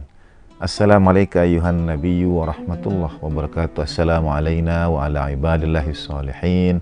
Assalamualaikum warahmatullahi wabarakatuh. Asyhadu an la ilaha illallah wahdahu la syarikalah wa asyhadu anna sayyidana wa maulana Muhammadan abduhu wa rasuluh. Allahumma salli wa sallim wa barik ala sayyidina Muhammad wa ali sayyidina Muhammad wa ajil farajahu. Tribuners, selamat menunaikan ibadah pada hari-hari penuh berkah di bulan suci Ramadan. Kepada anak-anak santri, saya di bulan Ramadan mengadakan kuis-kuis pertanyaan singkat di pesantren kilat. Misalnya, contoh kuis itu sebutkan nama daratan yang hanya pernah disinari oleh matahari sekali saja seumur hidupnya. Anak-anak akan mencoba menyebutkan berbagai macam jawaban, misalnya Antartika kah, atau padang pasirkah. Ada juga yang mengatakan misalnya tanah makam, kuburan, dan sebagainya. Tanah makam sangat mungkin digali kembali, dapat sinar matahari lagi. Sebenarnya jawabannya adalah tanah atau daratan yang dilalui oleh kafilah Nabiullah Musa alaihissalam ketika laut dibelah itu. Berlari dari kejaran Firaun dan bala tentaranya, laut dibelah dan Nabi Musa berjalan bersama Bani Israel melalui celah di antara lautan yang terbelah. Itu daratan yang setelah itu samudra tertutup kembali dan tidak pernah disinari matahari selama-lamanya. Nah, dalam rangkaian kuis seperti itu, pertanyaan seperti itu, di bulan suci Ramadan ada pertanyaan juga. Puasa seperti apa yang pada puasa itu kita boleh menikmati makan dan boleh menikmati minum? Jawabannya sebetulnya, untuk sampai pada jawaban itu izinkan saya mengantarkannya dengan sebuah kisah. Orang tua saya, ayah saya studi di Australia untuk mengambil S3 dan beasiswa belum cair. Kami sekeluarga sangat berada dalam keterbatasan dengan berbagai pembiayaan dan sebagainya. Kami merasakan ujian kehidupan. Begitu rupa sampai tabungan terakhir anak adik bungsu kami itu dipecahkan untuk mempertahankan keberlangsungan hidup kami di sana. Di tanah air, bapak itu punya satu kendaraan, mobil. Berbincang dengan keluarga, mau kita jual saja. Dan pada saat sudah niat mau dijual, mobil itu dipakai, dipinjam. Tiba-tiba di jalan tol ada truk yang membawa gelondongan kayu, rantainya lepas, menghantam mobil itu, hancur. Tak tersisa tinggal rangka besi saja. Kemudian Allahyarham mengatakan, Allahyarham ayahanda saya mengatakan, memang kita ini kadang-kadang kalau sudah diuji, dicoba, seperti terasanya itu beruntun. Mau dijadikan jalan keluar, malah jadi cobaan berikutnya. Lalu Bapak waktu itu bulan Ramadan membaca Al-Quran dan sampai pada surat Maryam. Ketika Allah SWT mengisahkan Nabiullah Zakaria yang diuji Allah Ta'ala dengan berbagai cobaan. Satu di antara ujian Allah Ta'ala pada Nabi Zakaria adalah beliau belum beroleh keturunan. Sampai Nabi Zakarianya sudah sepuh, sampai rambut beliau beruban, punggung sudah renta, ruku membungkuk. Nabi Zakaria tidak henti berdoa kepada Allah Ta'ala, tidak putus asa berdoa. Kemudian Allah Ta'ala karuniakan jawaban. Nabi Zakaria akan beroleh seorang putra. Dan Nabi Zakaria kemudian bertanya kepada Allah Subhanahu wa taala, ini surah Maryam ayat ke-10. A'udzubillahi minasyaitonirrajim. Qala rabbij'al li ayah. Ya Allah, jadikan bagiku tanda. Kemudian Allah taala sampaikan, qala ayatuka alla tukalliman nasa thalatha layalin sawiyya. Tanda untukmu itu adalah engkau tidak berbicara dengan manusia 3 hari lamanya. Nah, ini yang sering disebut dengan puasa bicara. Puasa yang kita boleh makan, kita boleh minum, tapi yang kita tahan lidah kita, yang kita tahan lisan kita. Kita ini, saudara sekalian, Tribuners rahimakumullah, adalah orang-orang yang punya berbagai macam permasalahan hidup. Ada banyak hal yang memenuhi isi pikiran kita, menghimpit rongga dada kita. Dan Allah Ta'ala sebetulnya ajarkan melalui kisah Nabi Zakaria ini. Beliau yang berharap ingin punya putra, ingin punya keturunan, bertahun-tahun tidak kunjung memperolehnya. Allah Ta'ala kemudian dalam tanda petik ajarkan, mulailah dengan tidak berbicara pada manusia. Illa romza dalam ayat Al-Quran yang lain, kecuali dengan tanda saja. Ini menarik. Dalam lanjutan ayat berikutnya yang mengisahkan tentang Sayyidatina Maryam salamullah alaiha, ketika Siti Maryam, ibunda Nabiullah Isa alaihissalatu wassalam itu, kalau kuis berikutnya ya dalam pesantren kilat adalah sebutkan 5 ciptaan Tuhan yang terlahir dalam keajaiban. Misalnya Nabi Adam alaihissalam lahir tanpa ayah dan ibu. Kemudian ada Nabi Isa alaihissalam yang lahir tanpa kehadiran ayah. Nah, satu saat datang malaikat yang menemui Siti Maryam salamullah alaiha, menyampaikan bahwa ia adalah hamba utusan Allah Subhanahu wa taala. Lalu ketika melahirkan Nabi Isa itu, karena akan menghadapi juga cobaan, jadi Nabi Zakaria punya permintaan yang lama tidak kunjung dekat dengan pemenuhan. Kemudian Siti Maryam akan berhadapan dengan masalah ia beroleh putra tanpa seorang suami. Ia beroleh putra yang tidak ada ayahnya.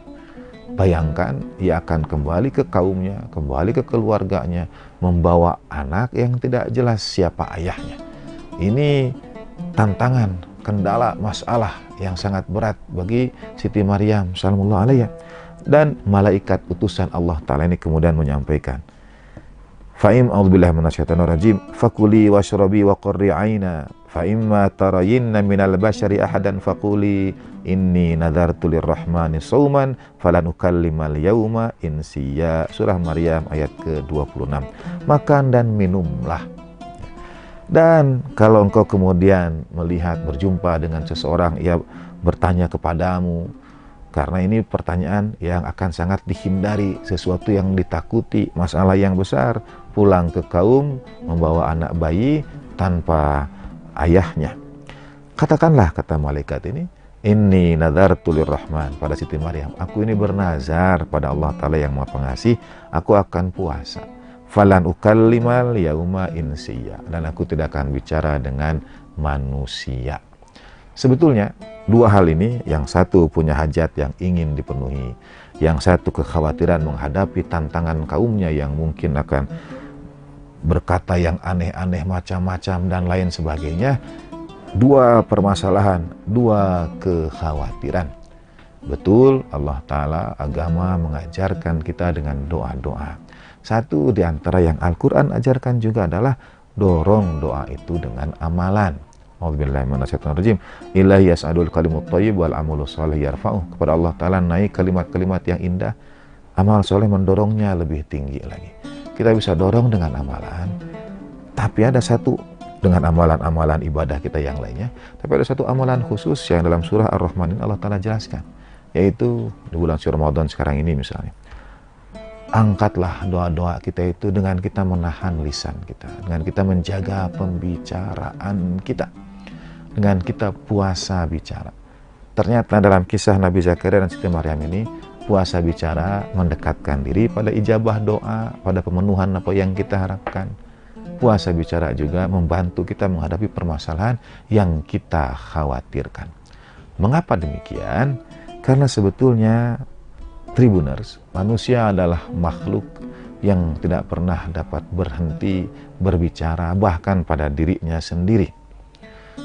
Memang ada praktek meditasi ketika kita misalnya diminta untuk fokus khusus, tapi manusia tidak pernah bisa betul-betul hilang, kosong, tanpa kata-kata dalam dirinya. Kata-kata yang masuk dalam dirinya itulah yang kadang-kadang dalam pemenuhan ijabah doa, dalam menghadapi masalah, memberikan kepada kita banyak kekhawatiran. Ketika kita berhenti berbicara, berhenti riuh rendah di kepala kita, pada saat yang sama kita belajar untuk lebih berserah diri pada Allah Subhanahu wa Ta'ala, menyerahkan diri kita pada Allah Ta'ala, menyerahkan segala ketentuan kepada Dia. Di bulan suci Ramadan ini kita menahan rasa lapar. Pada saat yang sama, kata sebagian ulama, satu di antara makna setan dibelenggu itu sebetulnya adalah kendali kita atas diri kita itu melemah. Termasuk kalau kita mau menggunjingkan orang lain, membicarakan orang lain, apalagi sampai menyebarkan isu yang tidak benar dan sebagainya, itu melemah. Jadi lisan kita berkurang aktivitasnya. Pada saat lisan berkurang aktivitasnya itu, ruh kita menguat. Sebagaimana Nabi Zakaria yang Allah Ta'ala minta untuk puasa bicara.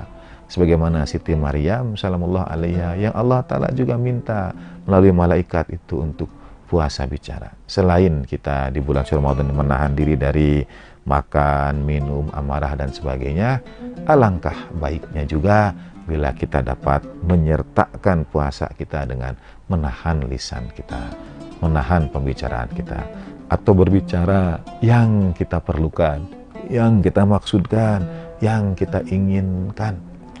Marilah kita belajar menjadi seperti Nabi Zakaria, menjadi Siti Maryam, dengan menjaga lisan kita, puasa bicara itu. Mudah-mudahan dengan itu kita didekatkan pada ijabah doa, sebagaimana Nabi Zakaria didekatkan dengan harapannya beroleh seorang putra, atau kita ditepiskan dari kita hal-hal yang kita khawatirkan, yang kita takutkan, sebagaimana juga Siti Maryam ditepiskan segala kekhawatiran itu dengan berkata, inni nadartu lirrahmani sauman falanukallimal yauma insiya. Pada konteks sekarang ini, di era digital sekarang ini, Tribuners, puasa bicara bukan hanya dengan lisan kita, puasa bicara juga dengan jari jemari kita.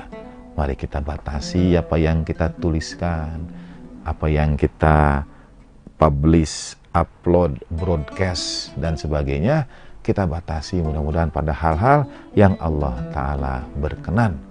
Dengan harapan sekali lagi, didekatkan pada ijabah doa, dan ditepiskan dari kita segala kekhawatiran kita. Semoga Allah Subhanahu wa Ta'ala memberkati Tribuners dan keluarga di hari-hari yang penuh berkah di bulan suci ini. Terima kasih atas segala perhatian, mohon maaf untuk segala kekurangan. Terima kasih all crew. Wassallallahu ala sayyidina Muhammadin wa alihi tahirin walhamdulillahirabbil alamin wa lafu minkum wa ma taufiqi illa billah alaihi tawakkaltu wa ilaihi unib. Assalamualaikum warahmatullahi wabarakatuh. Download Tribun X sekarang. Menghadirkan lokal menjadi Indonesia.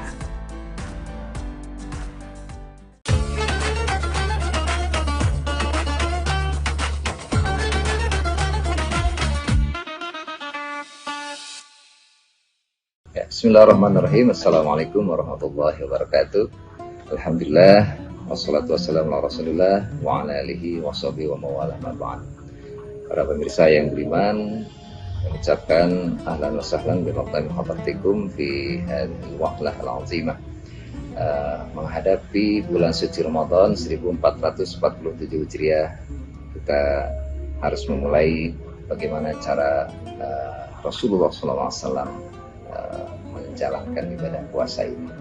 Yang pertama, karena inti dari saum atau puasa di bulan Ramadan ini adalah menekankan pada nilai-nilai ketakwaan kepada Allah Subhanahu wa Ta'ala, kemudian menjaga adab. Adab itu adalah etika, nilai moral kita di dalam bulan Ramadan, dan juga intinya menjaga fisik melalui amalan sunnah yang sesuai dengan praktik saumnya Rasulullah Muhammad SAW. Dan praktik utamanya meliputi yang pertama adalah niat, ya. Jadi kalau saum Ramadan tanpa niat, maka Ramadannya itu tidak sempurna gitu ya.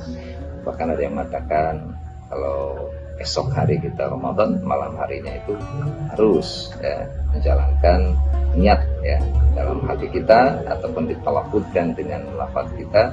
Yang terpenting niat itu harus diucapkan ya, oleh hati juga oleh lisan kita, supaya kita yakin bahwa besok hari kita akan melaksanakan ibadah saum di bulan Ramadan. Kemudian juga di dalam bulan suci Ramadan, Rasulullah SAW suka mendahulukan buka puasa dan mengakhirkan sahur. Kenapa harus mendahulukan buka? Karena memang kita seharian menjalankan tatanan nilai sebagaimana yang Rasulullah SAW kerjakan di bulan Ramadan, yaitu menahan haus, lapar, dahaga dengan kondisi fisik tentu yang cukup melelahkan, apalagi dengan tetap kita menjalankan kewajiban pekerjaan kita, tetap kita akan sehat ya. Oleh karena itu, ketika waktu buka puasa datang, maka saat itulah kita harus berbuka. Rasulullah menjalankannya tidak banyak makanan yang beliau minum, cukup 1-2 biji kurma ya. Dalam hadis itu dikatakan jadi tamar itu adalah kurma, bisa 1 bisa 2 biji atau 2 buah, cukup saja dengan air ya, air putih ya. Kalau kita mungkin mulai buka puasa dengan air hangat, dengan teh panas atau apa, kalau zaman dulu kan dengan air zam-zam ya, kalau di tanah suci dengan air zam-zam. Oleh karena itu tahapan-tahapan bulan suci Ramadan yang bernilai itu yang sesuai dengan apa yang telah Rasulullah SAW jalankan pada kita ya. Kemudian juga di samping itu menu berbuka puasa ya. Menu berbuka puasa tadi sudah saya sampaikan, yang terpenting sehat, menyehatkan, kemudian membantu metabolisme tubuh kita, kalorinya dengan baik ya. Yang penting air putih juga tetap kita minum. Rasulullah juga tidak berlebihan ya, tidak berlebihan. Wala tubazziru tabzira innal mubazzirina kanu ikhwana syayatin. Janganlah kita berlebih-lebihan termasuk dalam makan minum ya. Biasanya seorang kalau kita menjalankan ibadah puasa di bulan Ramadan karena siang harinya lapar, menahan lapar dan haus, maka begitu datang buka puasa segala dimakan. Itu adalah dari sisi kesehatan Rasulullah tidak memberikan contoh seperti itu, tapi Rasulullah dengan sederhana ya, dengan cukup saja berbuka puasanya 2 buah tamar, 2 buah atau 2 biji kurma dengan air putih ya, air putihnya kala itu ya zam-zam gitu ya. Kemudian juga di dalam menjalankan ibadah puasa tentu di malam harinya kita disunahkan untuk menjalankan ibadah tarawih atau qiyamul Ramadan ya, dalam bahasa lain qiyamul Ramadan, bisa setelah Isya, bisa sepertiga malam awal, dan bisa juga sepertiga akhir dari malam. Boleh dijalankan jam berapa saja. Biasanya kalau di Indonesia itu biasa menjalankan ibadah tarawih, sholat sunnah tarawih itu setelah jam Isya, karena itu untuk syiar. Zaman Rasulullah SAW ibadah tarawih biasa dijalankan di tengah malam untuk menjalankan kekhusyuan ibadah. Tapi intinya adalah kita menjalankan rangkaian-rangkaian itu tidak boleh tinggal, karena bulan Ramadan adalah bulan yang sangat mulia, bulan yang penuh keberkahan, bulan yang penuh kemuliaan. Jangan disia-siakan oleh umat Islam untuk menjalankan ibadah saum di bulan Ramadan. Kira itu sebagai mukaddimah, sebagai pembuka di awal kita menjalankan ibadah puasa di bulan Ramadan di tahun 1447 Hijriah bertepatan dengan 2026 Miladiah. Demikian, terima kasih atas segala perhatian, semoga bermanfaat dan selamat menjalankan ibadah puasa dengan penuh ridho dan ikhlas, dengan penuh kesungguhan. Perjalanan kita masih cukup panjang, 30 hari ke depan. Itu adalah perjuangan yang sangat berat tetapi sangat mulia ya, karena banyak sekali pahala yang didapatkan oleh para shaimin dan shaimat, orang-orang yang berpuasa di dalam bulan suci Ramadan. Hasbunallahu wa ni'mal wakil, ni'mal maula wa ni'man nasir. Rabbi yassir wa'an ya karim. Wassalamualaikum warahmatullahi wabarakatuh. Download Tribun X sekarang, menghadirkan lokal menjadi Indonesia.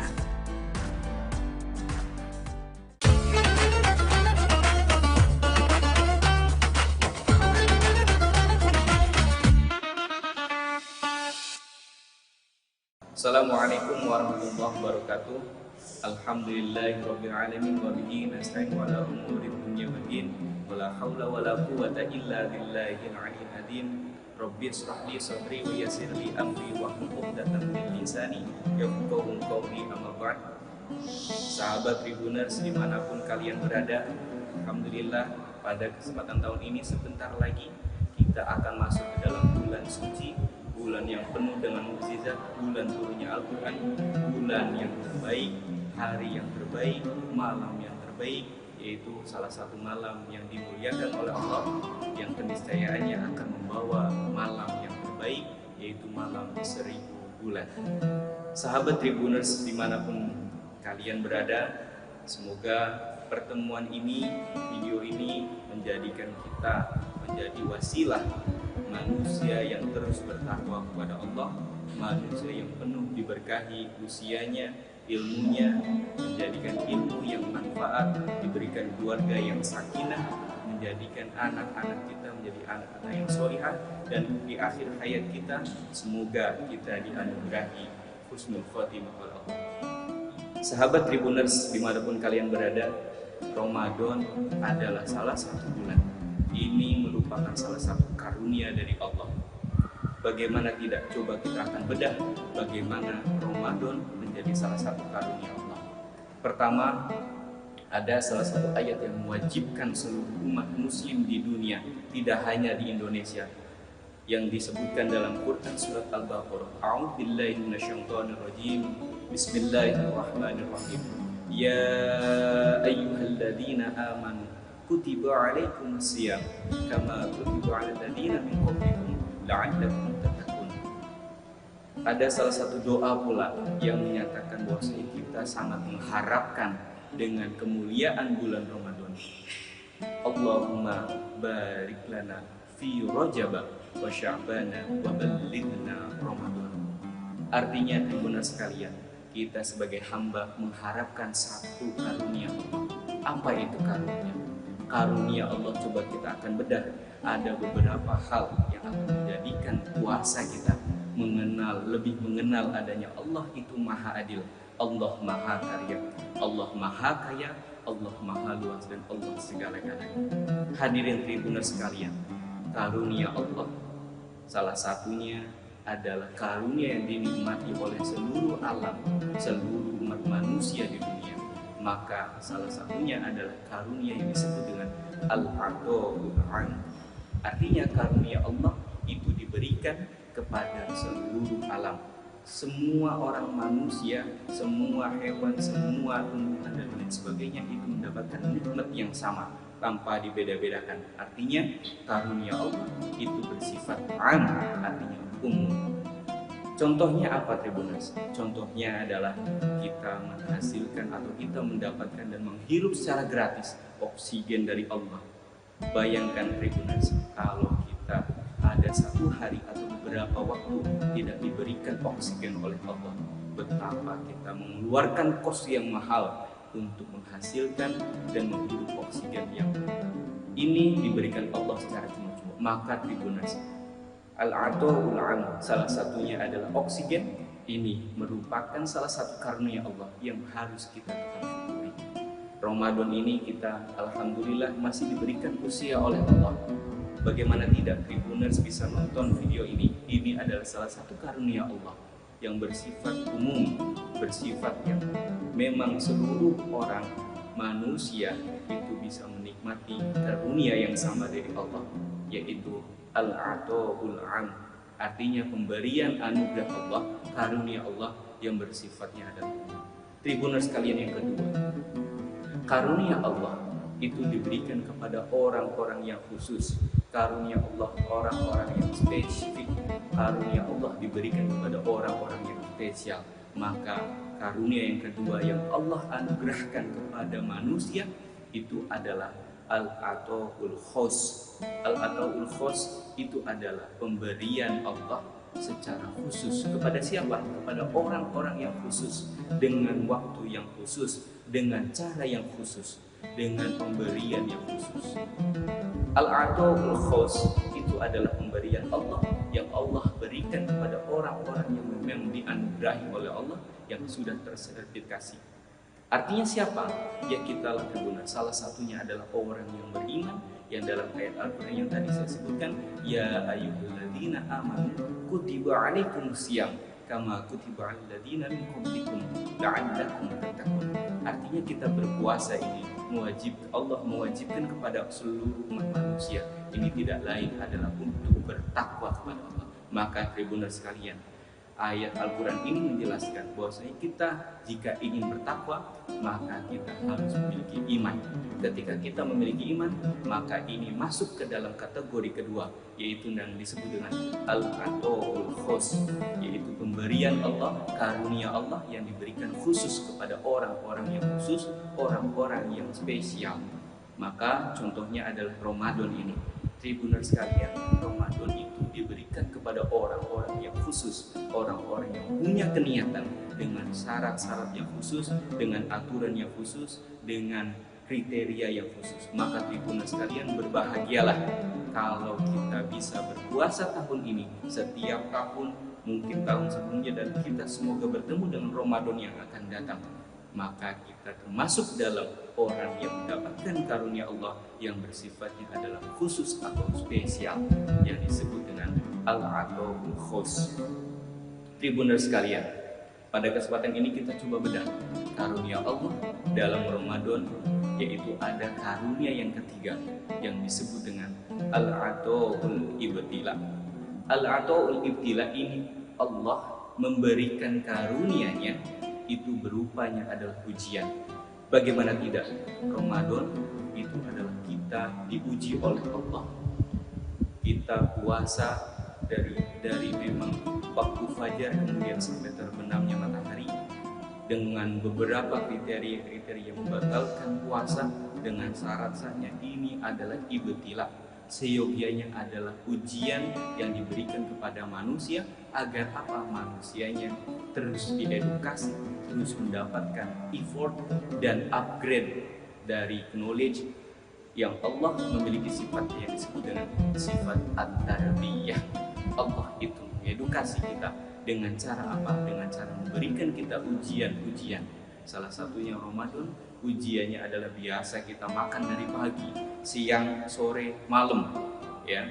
Tapi dalam al-ata'ul ibtila kita diuji supaya apa?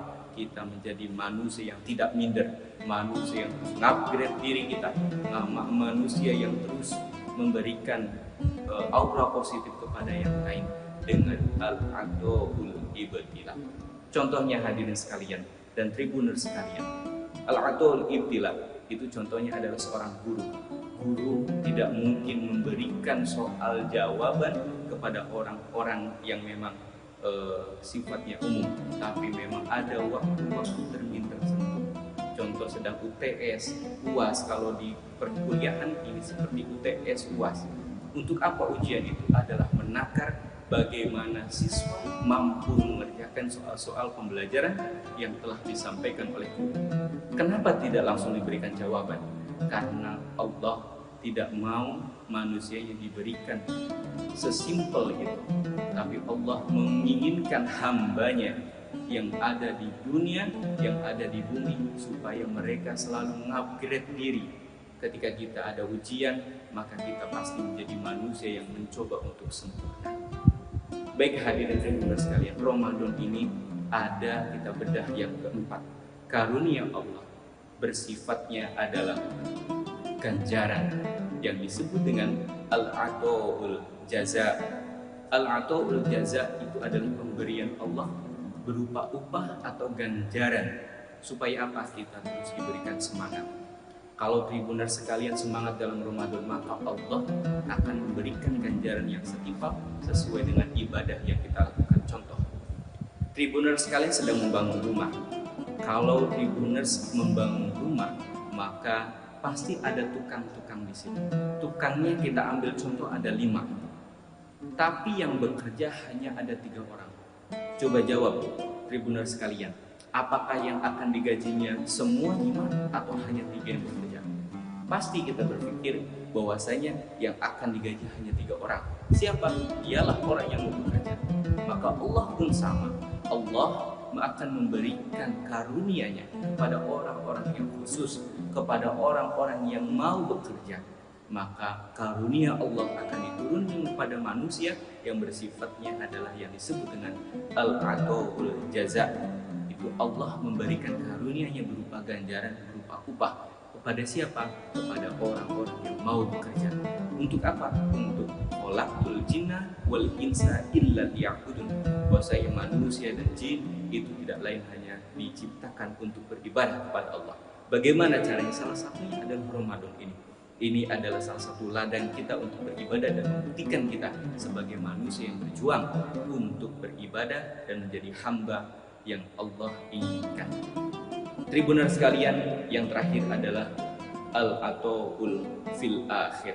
Al-'ataul fil akhir ini adalah door prize pada teman-teman sekalian yang sudah mau memberikan suatu kebaikan, memberikan fadlu minallahnya, selalu berkegiatan apapun. Ini tidak lain adalah bukan karena pujian kepada pimpinan, tapi tidak lain adalah sebagai fadlun minallah, sebagai taqarrub ilallah, adalah mendekatkan diri kepada Allah.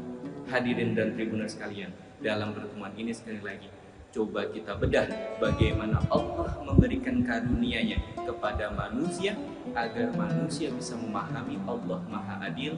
Maka coba saya bagi menjadi 5 hal. Saya ulangi, pertama yang disebut al-'ataul 'am, itu Allah memberikan karunia tanpa pandang bulu seluruh umat manusia, mau yang non muslim, mau muslim dan sebagainya, mau yang sering melakukan kebaikan ataupun tidak, Allah memberikan karunia-Nya. Contohnya apa? Berupa oksigen. Yang kedua, ini yang disebut al-'ataul khos. Ini kepada pemberiannya kepada orang-orang yang khusus, orang-orang yang spesifik dan spesial, dengan waktu yang spesial, dengan takaran yang spesial. Yang ketiga adalah al-'ataul ibtila. Al-'ataul ibtila itu adalah Allah memberikan karunia-Nya berupa ujian.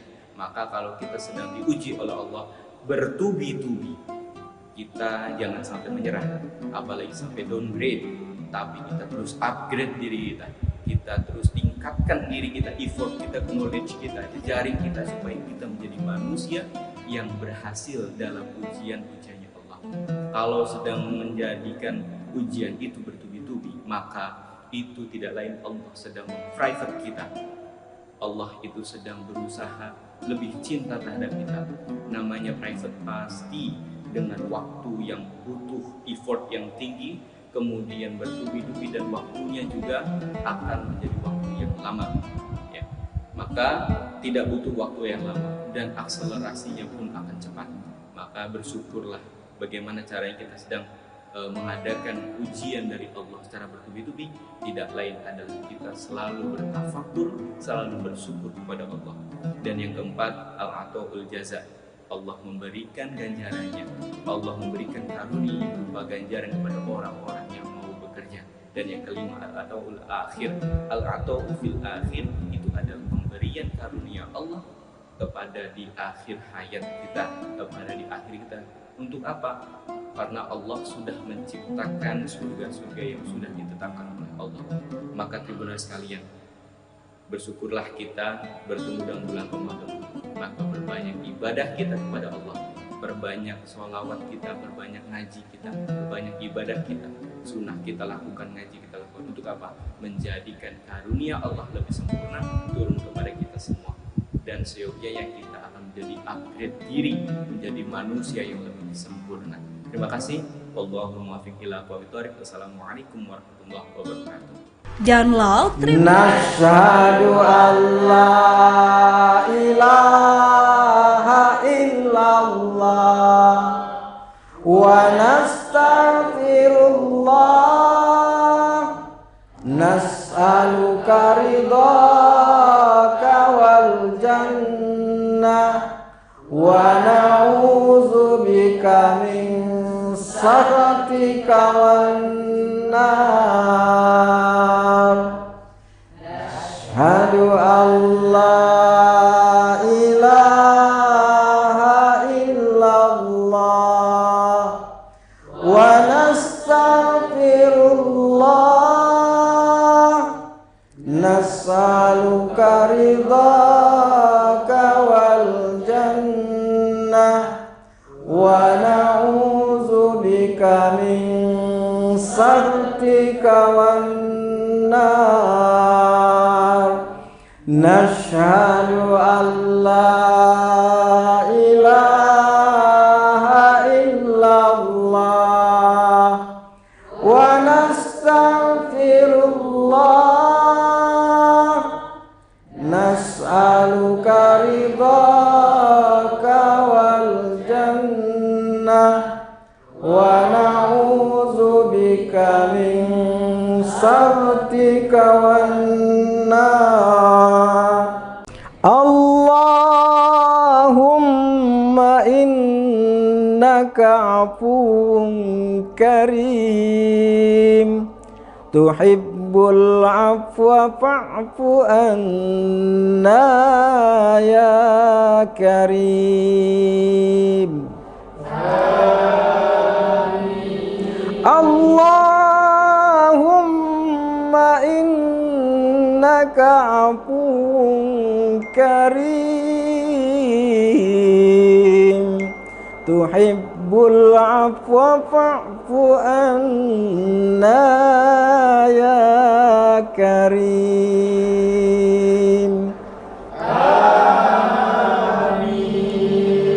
Allahumma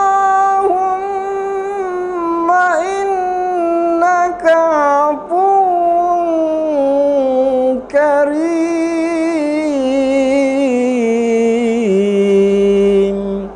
tuhibbul afwa fa'fu anna ya karim.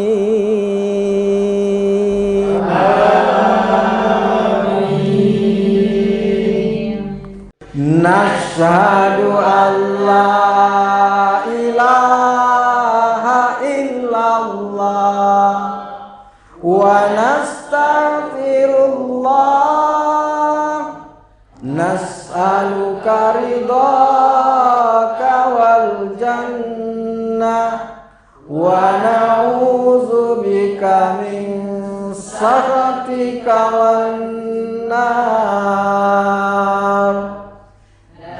Asyhadu an la ilaha illallah wa nastaghfirullah nas'aluka ridhaka wal jannah wa na'udzubika min sakhatika wan nar. Nashhadu an la ilaha illallah wa nastaghfirullah nas'aluka ridhaka wal jannah wa na'udzubika min sakhatika wan nar. Allahumma innaka afuwun karim tuhibbul afwa fa'fu anna ya karim. Allahumma innaka afuwun karim tuhibbul afwa fa'fu anna ya karim.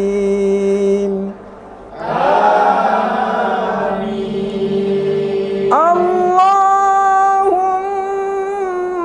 innaka afuwun karim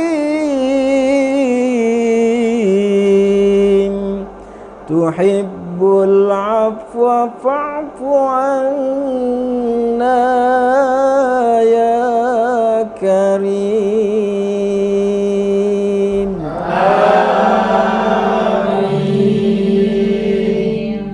Nashhadu an la ilaha illallah wa nastaghfirullah, nas'aluka ridhaka wal jannah wa na'udzubika min sakhatika wan nar. Asyhadu an la ilaha illallah wa nastaghfirullah, nas'aluka ridhaka wal jannah wa na'udzubika min sakhatika wan nar. Nashhadu an la ilaha illallah wa nastaghfirullah, nas'aluka ridhaka wal jannah wa na'udzubika min sakhatika wan nar. Allahumma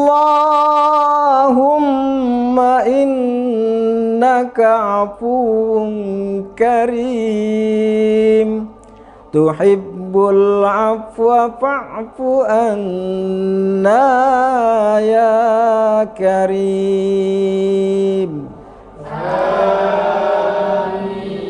Allahumma innaka afuwun karim,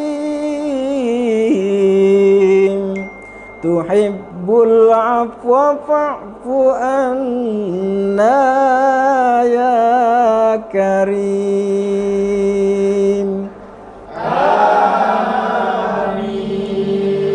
Allahumma innaka afuwun karim,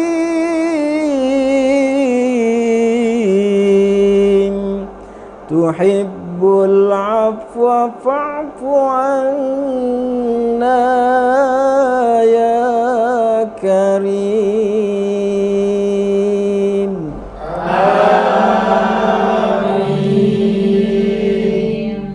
Nashhadu an la ilaha illallah wa nastaghfirullah, nas'aluka ridhaka wal jannah wa na'udzubika min sakhatika wan nar.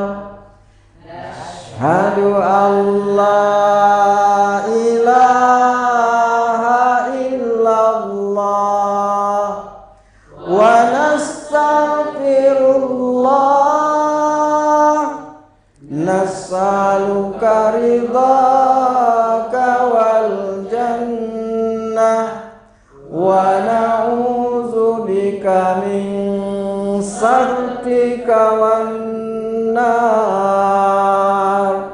Nashhadu an la ilaha illallah wa nastaghfirullah, nas'aluka ridhaka wal jannah wa na'udzubika min sakhatika wan nar. Allahumma innaka afuwun karim, tuhibbul afwa fa'fu anna ya كريم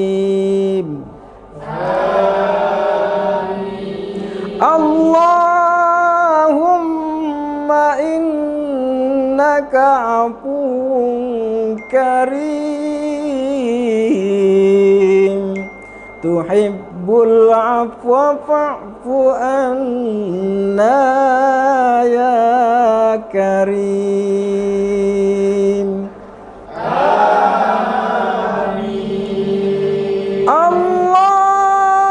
اللهم إنك عفو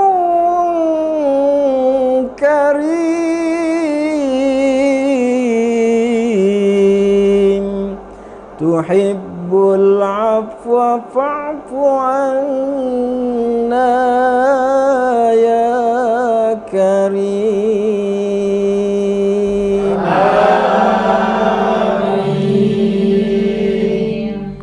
نشهد أن لا إله إلا الله ونستغفر الله نسألك رضاك والجنة ونعوذ بك من سخطك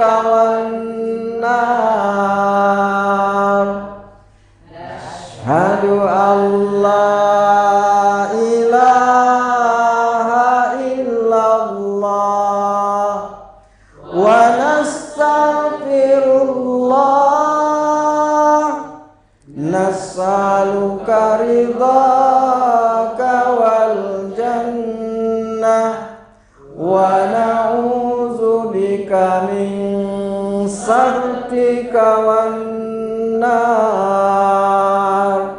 نشهد أن لا إله إلا الله ونستغفر الله نسألك رضاك والجنة ونعوذ بك من سخطك والنار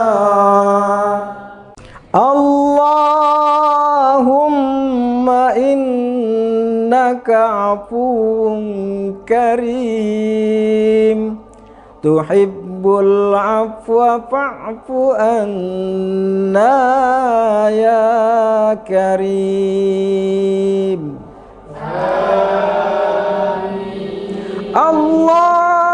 اللهم إنك عفو كريم تحب العفو فاعف عنا يا كريم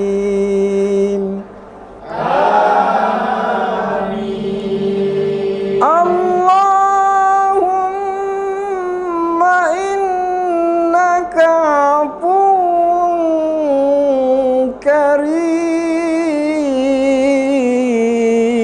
كريم تحب العفو فاعف عنا يا كريم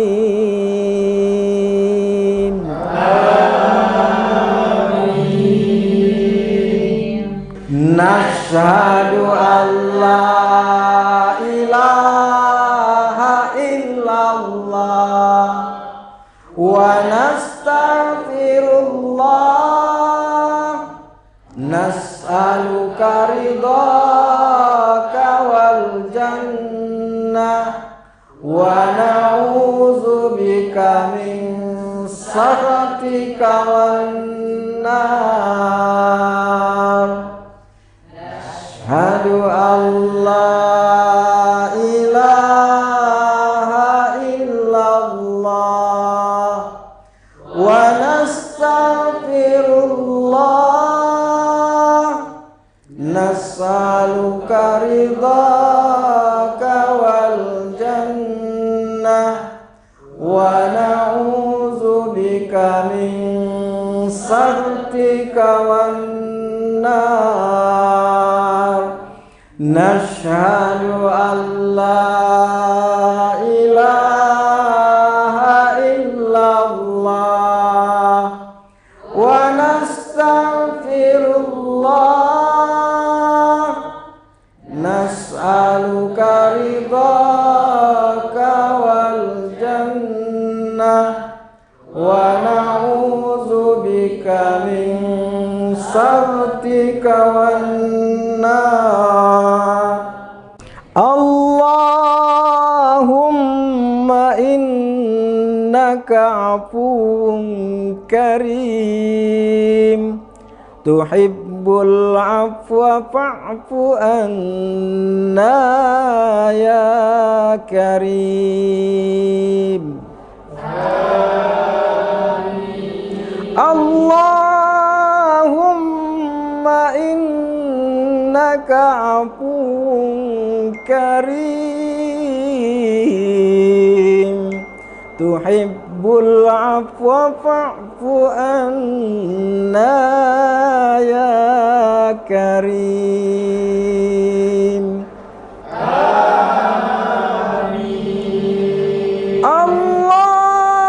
Allahumma innaka afuwun karim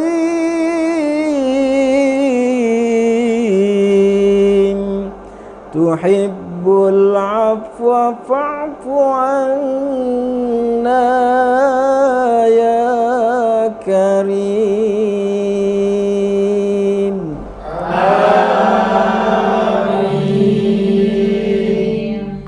Nashhadu an la ilaha illallah wa nastaghfirullah nas'aluka ridhaka wal jannah wa na'udzubika min sakhatika wan nar. Ashhadu an la ilaha illallah wa nastaghfirullah nas'aluka ridhaka wal jannah wa na'udzubika min sakhatika wan nar. Nashhadu an la ilaha illallah wa nastaghfirullah nas'aluka ridhaka wal jannah wa na'udzubika min sakhatika wan nar. Allahumma innaka afuwun karim tuhibbul afwa fa'fu anna ya karim. Allahumma innaka afuwun karim tuhibbul afwa fa'fu anna ya karim.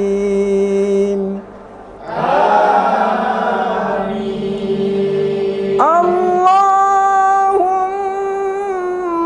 innaka afuwun karim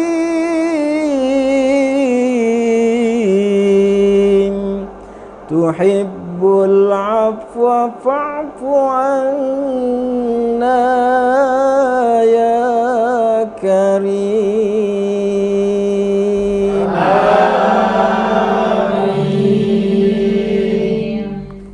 Nashhadu an la ilaha illallah wa nastaghfirullah nas'aluka ridhaka wal jannah wa na'udzubika min sakhatika wan nar. Asyhadu an la ilaha illallah wa nastaghfirullah nas'aluka ridhaka wal jannah wa na'udzubika min sakhatika wan nar. Nashhadu an la ilaha illallah wa nastaghfirullah nas'aluka ridhaka wal jannah wa na'udzubika min sakhatika wan nar. Allahumma innaka afuwun karim tuhibbul afwa fa'fu anna ya karim.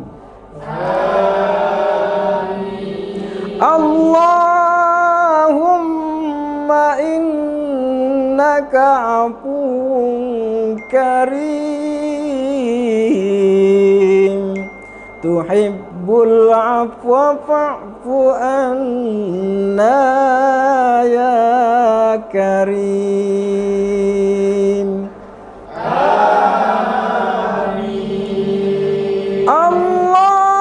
Allahumma innaka afuwun karim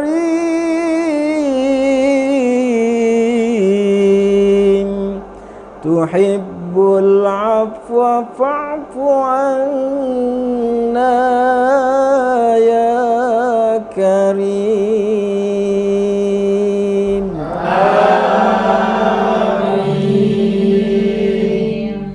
Nashhadu an la ilaha illallah wa nastaghfirullah nas'aluka ridhaka wal jannah wa na'udzubika min sakhatika wan nar.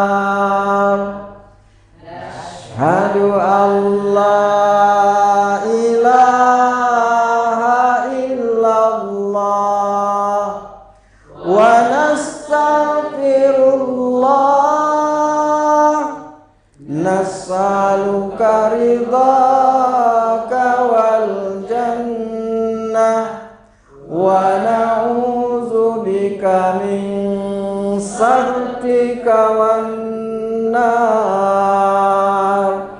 Nashhadu an la ilaha illallah wa nastaghfirullah nas'aluka ridhaka wal jannah wa na'udzubika min sakhatika wan nar.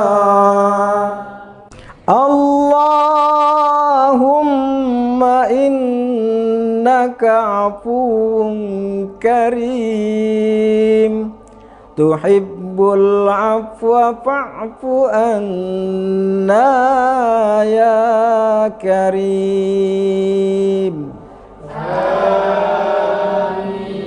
Allahumma innaka afuwun karim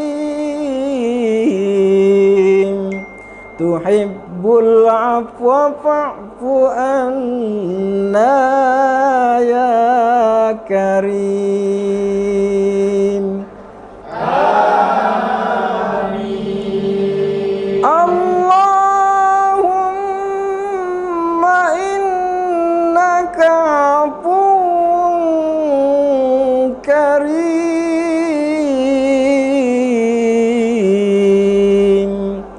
tuhibbul afwa fa'fu anna ya karim.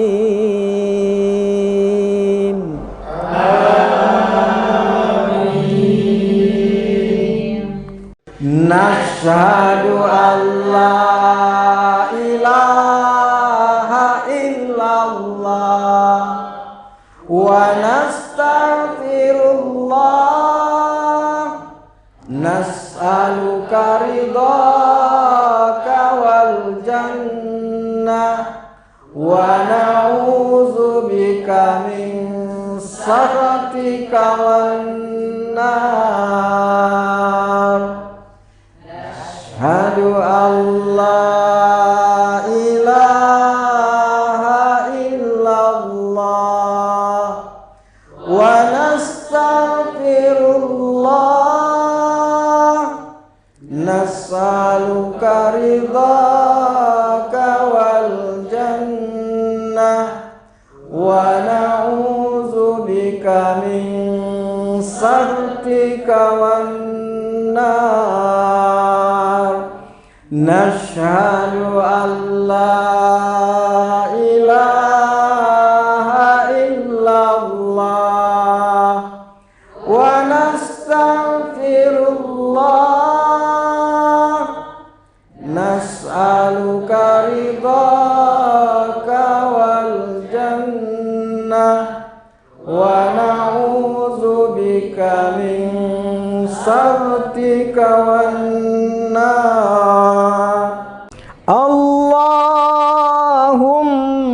innaka afuwun karim, tuhibbul afwa fa'fu anna ya karim. Allahumma innaka afuwun karim, tuhibbul afwa fa'fu anna ya karim.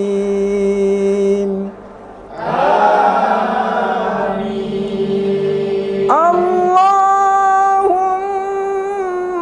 innaka afuwun karim,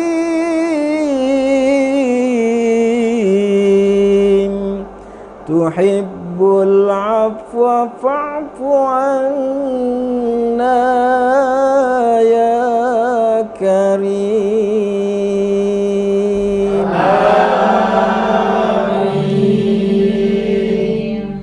Nashhadu an la ilaha illallah wa nastaghfirullah, nas'aluka ridhaka wal jannah wa na'udzubika min sakhatika wan nar.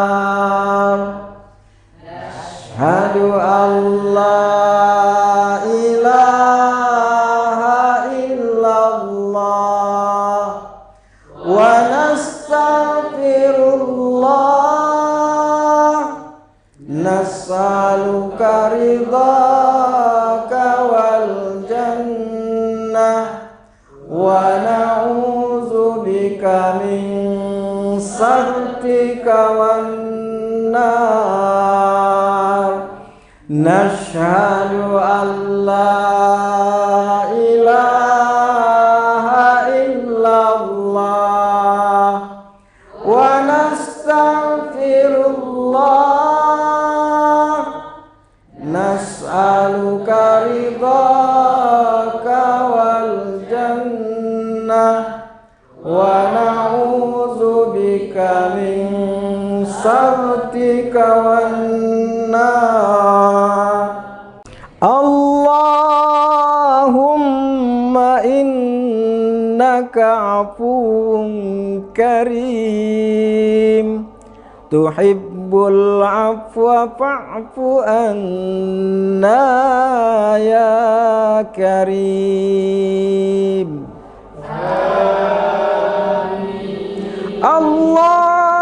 اللهم إنك عفو كريم تحب العفو فاعف عنا يا كريم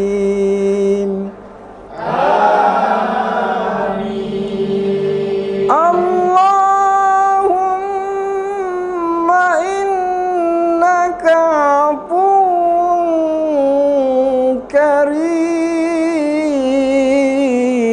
كريم تحب العفو فاعف عنا يا كريم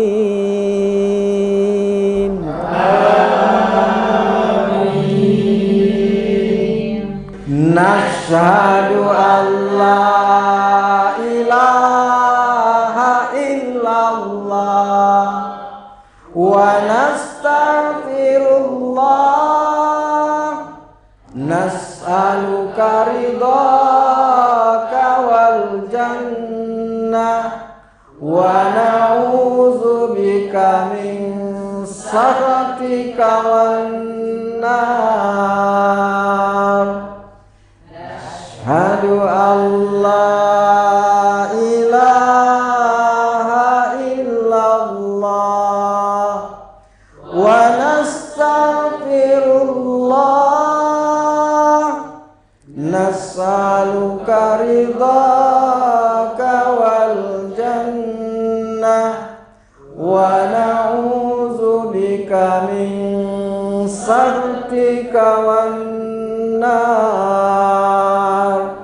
نشهد أن لا إله إلا الله ونستغفر الله نسألك رضاك والجنة ونعوذ بك من سخطك والنار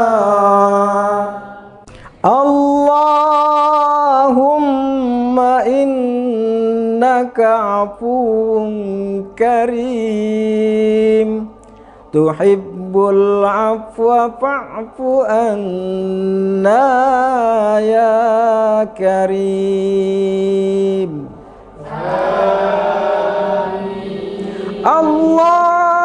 اللهم إنك عفو كريم تحب العفو فاعف عنا يا كريم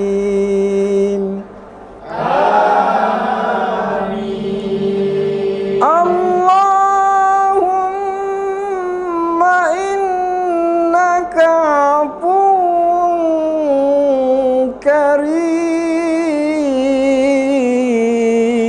كريم تحب العفو فاعف عنا يا كريم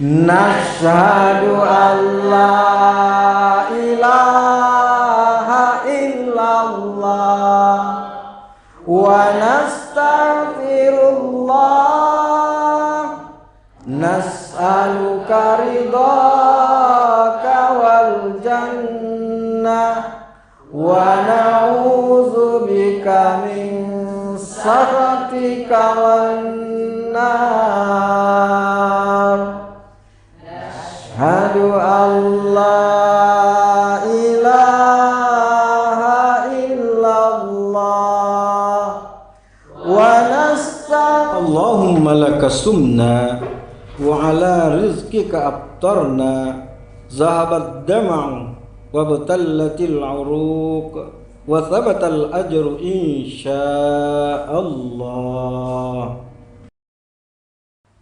الله أكبر. أكبر الله أكبر الله أكبر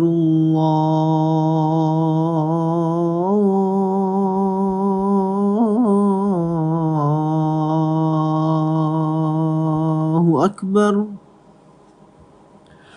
أشهد أن لا إله إلا الله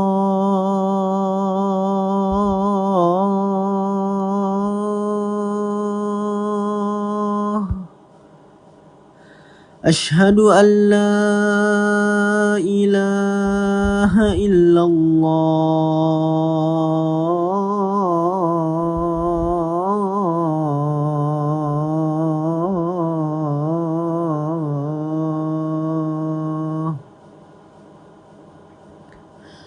أشهد أن محمد رسول الله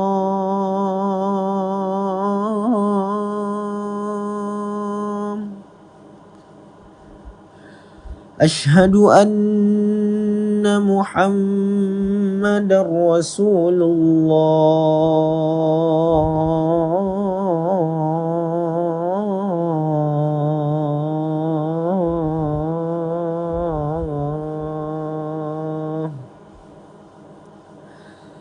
حي على الصلاة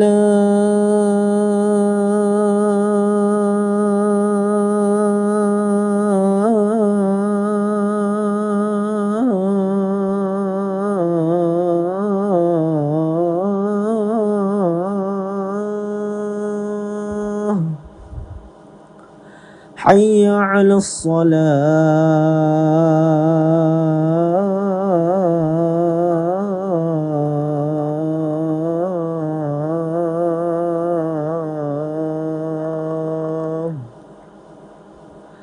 حي على الفلاح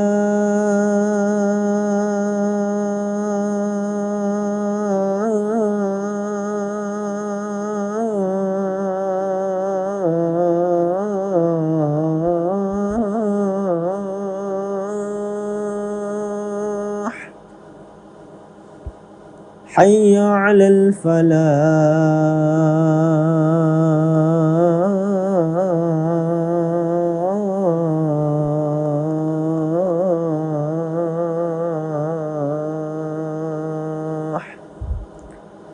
الله أكبر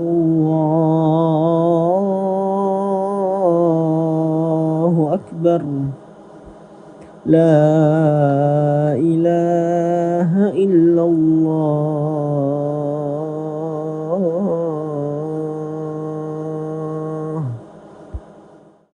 اللهم رب هذه الدعوة التامة والصلاة القائمة آت محمدا الوصيلة والفضيلة والشرف والدرجة العالية الرفيعة وبعثه مقاما محمودا الذي وعدته إنك لا تخلف الميعاد.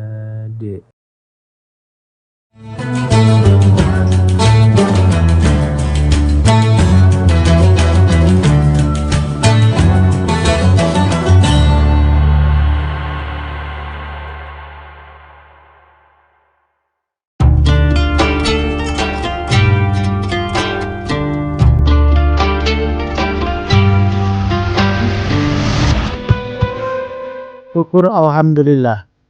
Tahun ini kita masih dipertemukan dengan bulan suci Ramadan. Ramadan bukan sekedar menahan lapar dan dahaga, tetapi waktu untuk memperbaiki kualitas diri, baik ibadah maupun menimpa akhlak. Jadikan Ramadan ini sebagai titik balik untuk menjadi pribadi yang jujur dalam perbuatan, sabar dalam ujian, dan disiplin dalam ketaatan. Dewan Komisaris, Direksi dan seluruh karyawan PT Semen Tonasa mengucapkan selamat menunaikan ibadah puasa.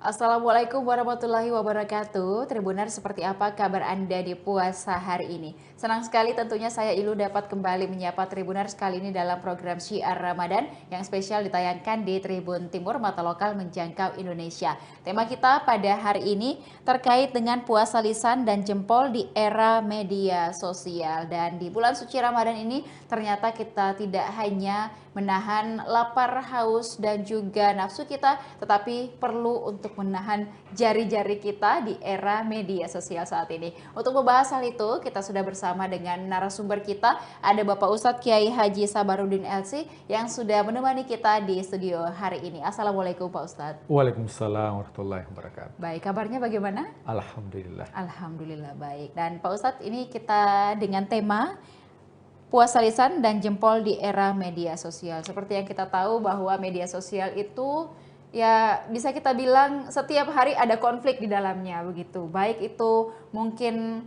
yang dekat dengan kita ataupun yang jauh dari kita bisa lihat dan akses semuanya melalui media sosial. Bagaimana untuk mengontrol diri kita dan juga jari-jari kita di era media sosial ini, khususnya juga di bulan suci Ramadan kali ini. Silakan Pak Ustadz. Bismillahirrahmanirrahim. Hamdan wa syukranillah, salatan wa salaman ala rasulillah, amma ba'd.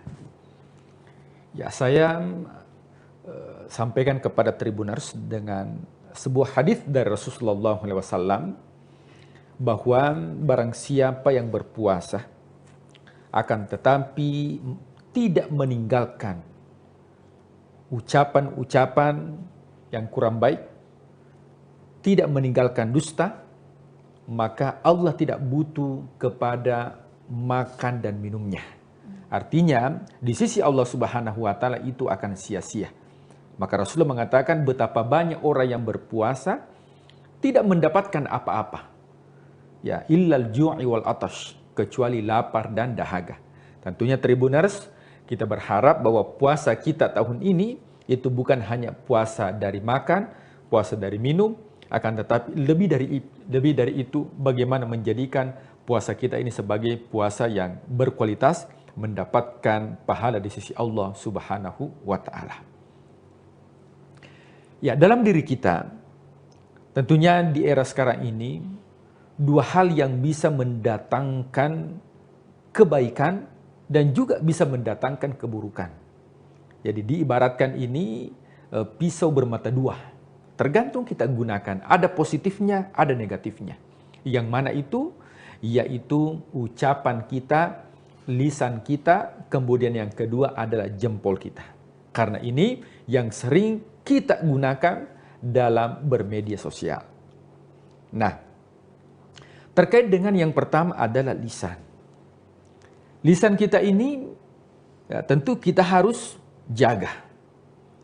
Ya, betapa banyak orang yang melakukan fitnah, betapa banyak orang yang mengadu domba, ya, berdusta, ya, menyebar berita hoax, dan ini semua yang bisa menggugurkan pahala puasa.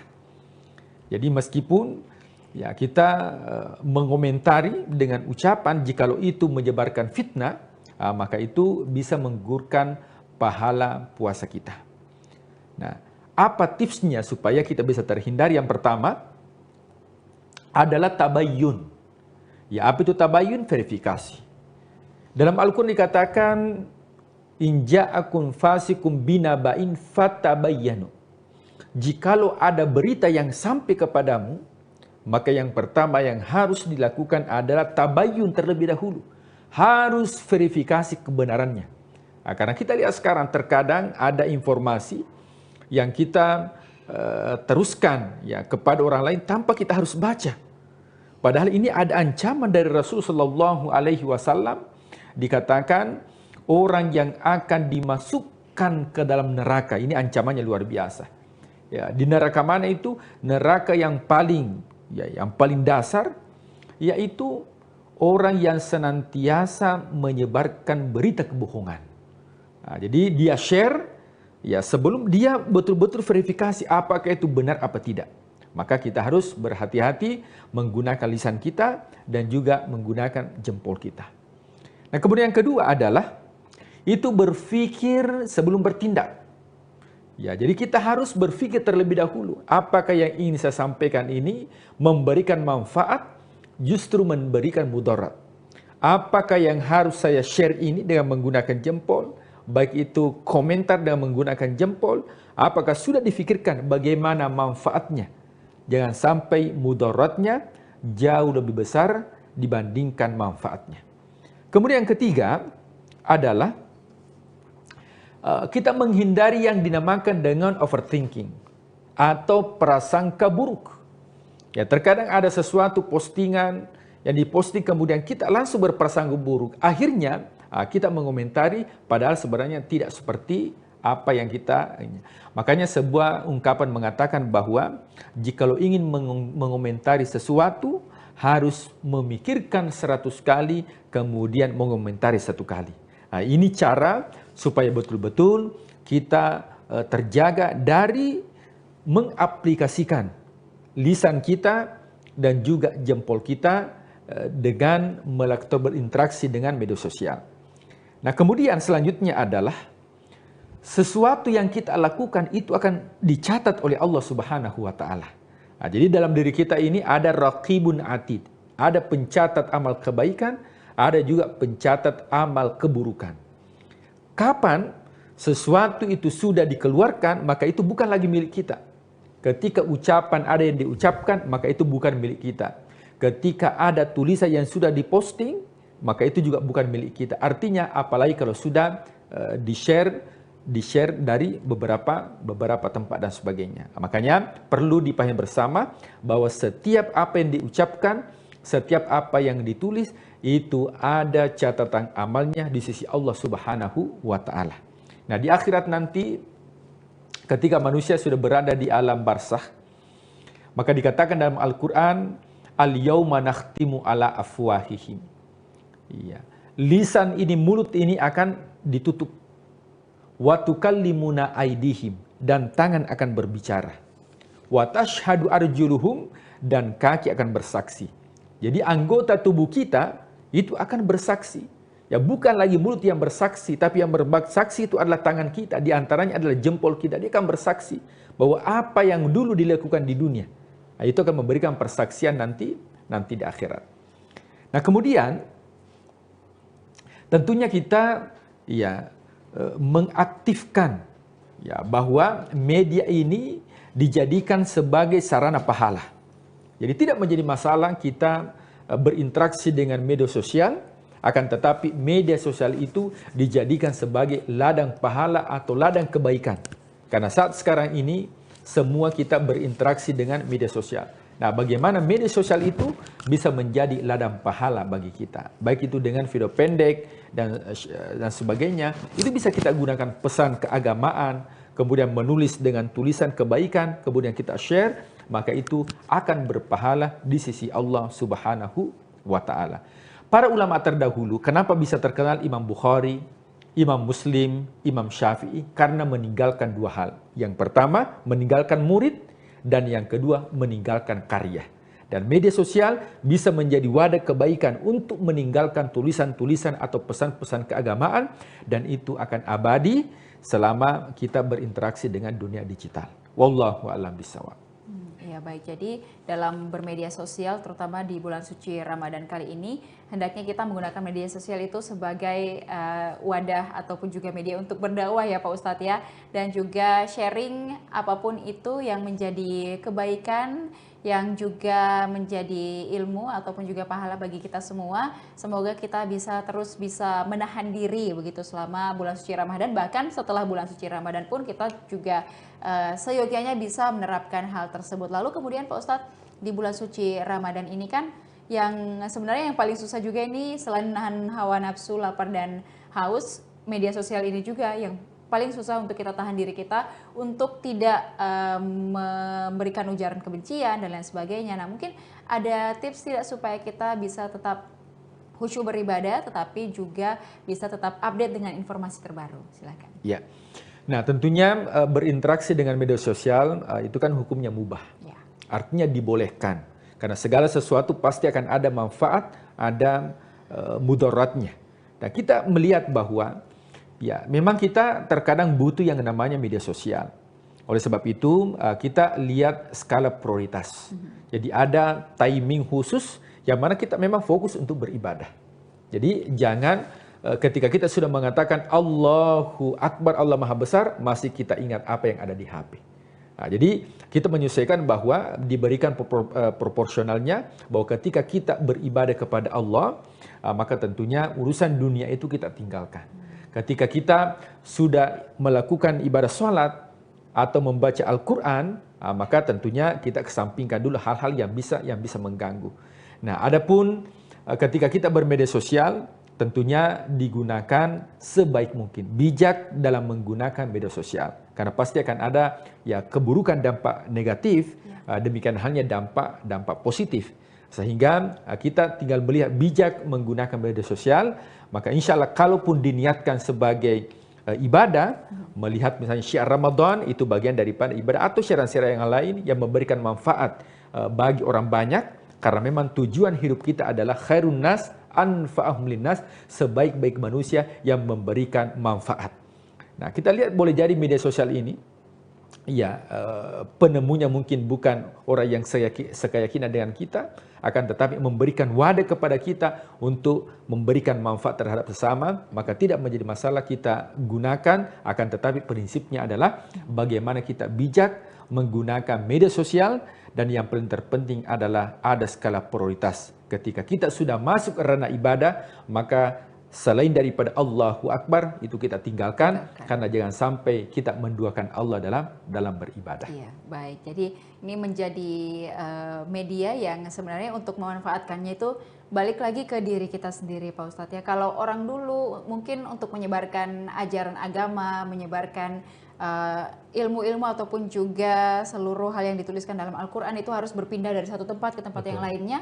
Kalau zaman sekarang kita sudah bisa memanfaatkan media sosial untuk menyebarkan segala kebaikan, segala macam nasihat dan lain sebagainya, apalagi di bulan suci Ramadan kali ini. Kita mungkin bisa menjadi pembuat konten yang isinya itu kebaikan, atau bisa juga kita menjadi pengonsumsi konten itu, konten-konten kebaikan selama bulan suci Ramadan kali ini. Semoga kita semua bisa lebih bijak lagi dalam bermedia sosial dan juga bisa beribadah dengan baik di bulan suci Ramadan kali ini. Pak Ustadz, terima kasih atas sharingnya pada hari ini. Semoga kita semua bisa kembali khusyuk beribadah sampai nanti di bulan suci Ramadan ini kita mendapatkan kelimpahan berkah dan juga nikmat dari Allah Subhanahu wa taala. Terima kasih juga kepada seluruh Tribuners yang sudah menyaksikan program kita pada hari ini. Jangan lupa saksikan juga berbagai program dan berita menarik lainnya, tentunya hanya di kanal YouTube dan Facebook Tribun Timur, mata lokal menjangkau Indonesia. Saya Ilu Devi Sania beserta narasumber dan juga seluruh kerabat kerja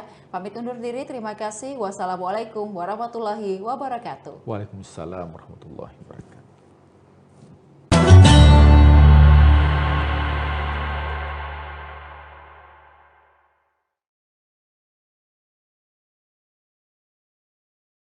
Kalau saya pribadi ya lebih enak pas bulan puasa, karena pas bulan puasa ini kan kita jarang makan nih. Tubuh ini memang udah lagi capek-capeknya dihabiskan pada saat nak berbuka. Jadi pas kita nak berlari nih menunggu buka puasa nih, nunggu minum. Jadi lebih enak pas bulan puasa sih kalau lagi lari. Tapi larinya lari sore bukan lari pagi ya kan kawan. Pace berapapun kita nyamannya, ya udah itu pace-nya kita lari. Nah, tidak harus ngikuti pace orang.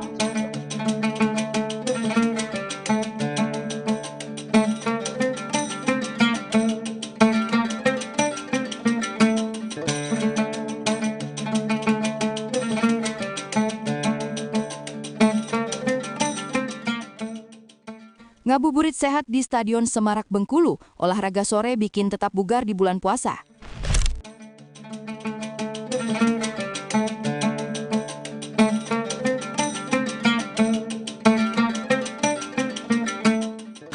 Assalamualaikum warahmatullahi wabarakatuh. Tribuners, mulai dengan reporter tribunplu.com. Sama saat ini saya berada di salah satu stadion terbesar di Provinsi Bengkulu, ya ini Stadion Semarak. Dan ini merupakan salah satu kebanggaan dari masyarakat Bengkulu, di mana hari ini merupakan hari puasa kita, Tribuners. Jadi banyak di belakang saya saat ini sedang berolahraga, baik itu lari, atletik, dan lain-lainnya, Tribuners.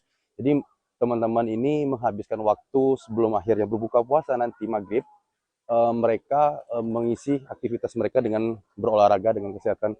Jadi bisa dibilang nih itu salah satu tempat ngabuburit yang ada di Provinsi Bengkulu atau di Kota Bengkulu Tribuners. Bagaimana seruannya, bagaimana untuk sehatnya, cek kita sekarang. Menjelang azan maghrib berkomandang, lintasan Stadion Semarak Bengkulu mulai dipadati langkah kaki warga yang berlari ringan sambil menahan lapar dan dahaga. Di tengah suasana sore yang hangat, napas terengah dan tawa kecil para pelari menjadi cara sederhana menikmati ngabuburit, menjaga tubuh tetap bugar sembari menunggu waktu berbuka puasa tiba. Sebagian datang seorang diri, sebagian lagi bersama teman dan komunitasnya. Ada yang sekadar berjalan santai mengitari lintasan, ada pula yang serius menjaga ritme lari, sambil sesekali melirik jam tangan untuk menghitung waktu menjelang berbuka puasa. Bagi mereka, ngabuburit bukan hanya soal menunggu azan maghrib, tetapi juga tentang merawat kebiasaan sehat di tengah ibadah puasa. Keringat yang mengalir menjelang senja justru membuat waktu terasa lebih singkat dan momen berbuka pun menjadi terasa lebih nikmat setelah tubuh bergerak aktif. Di sudut lintasan, beberapa warga tampak melakukan pemanasan sebelum mulai berlari. Sebagian lainnya duduk sejenak di tribun, berbincang ringan sambil menikmati suasana sore yang perlahan berubah temaram. Setiap langkah yang diayunkan menjadi cara sederhana untuk menjaga kebugaran tanpa perlu biaya besar atau peralatan khusus. Cukup dengan sepatu lari, kaos, dan celana olahraga, mereka sudah bisa memanfaatkan ruang terbuka itu untuk tetap aktif selama Ramadan. Stadion Semarak pun bukan sekadar tempat olahraga, melainkan ruang pertemuan warga yang berbagi semangat hidup sehat di tengah suasana puasa.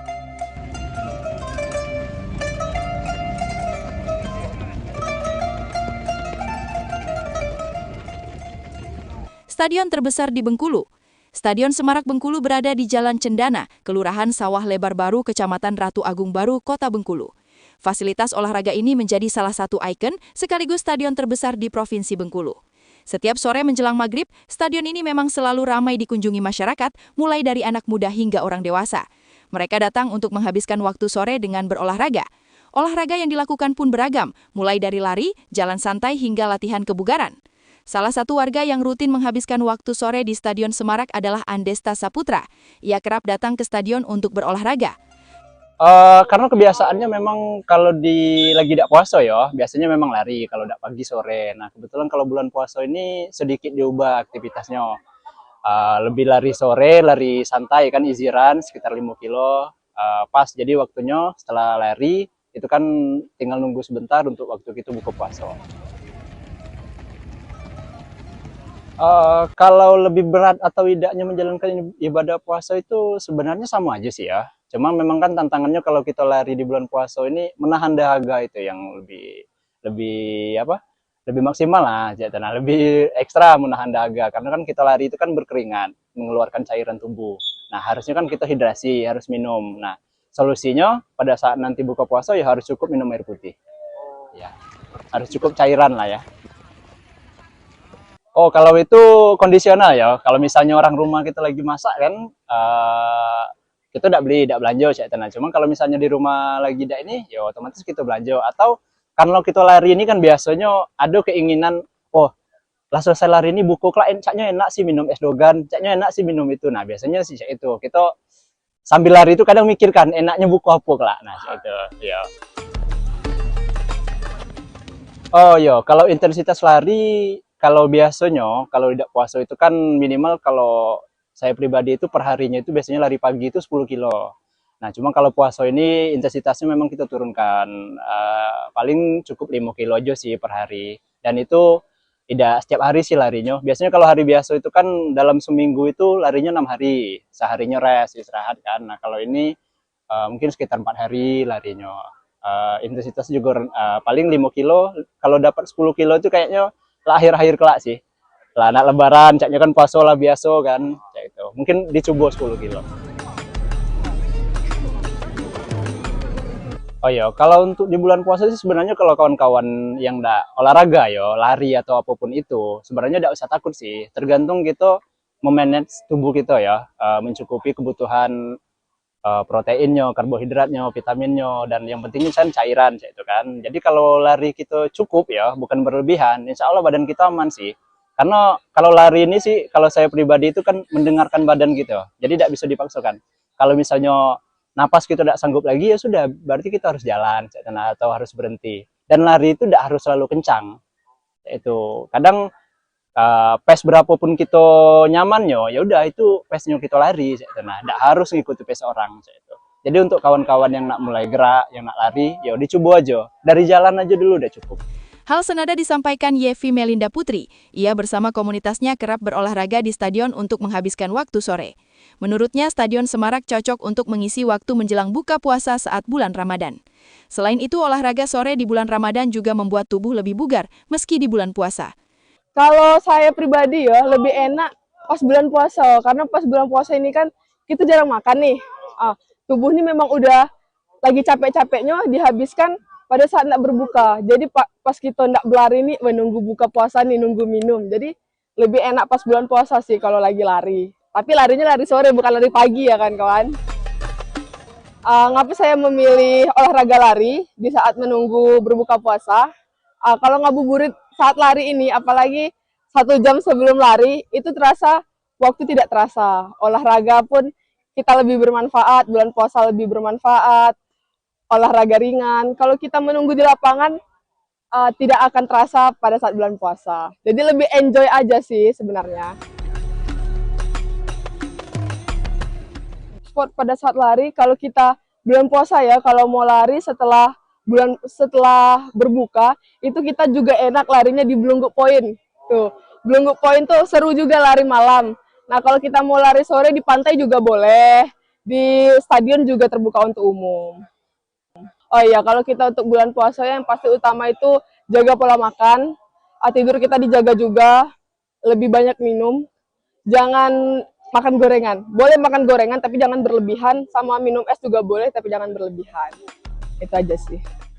Oke Tribuners, tadi kita habis lari juga, kemudian terus nanya-nanya sama teman-teman yang ngabuburit di stadion kita, gimana ekspresi mereka saat ngabuburit.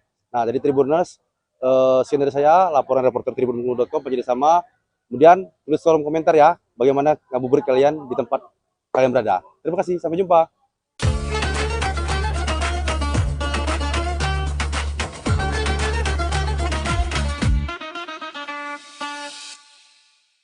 Bismillahirrahmanirrahim. Alhamdulillah rabbil alamin.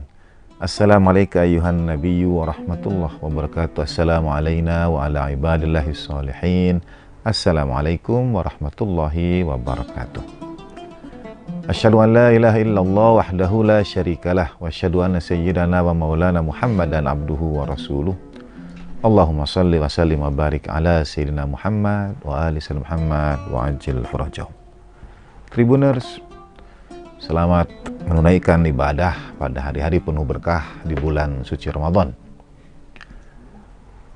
Kepada anak-anak santri, saya di bulan Ramadan mengadakan kuis-kuis pertanyaan singkat di pesantren kilat. Misalnya, contoh kuis itu sebutkan nama daratan yang hanya pernah disinari oleh matahari sekali saja seumur hidupnya.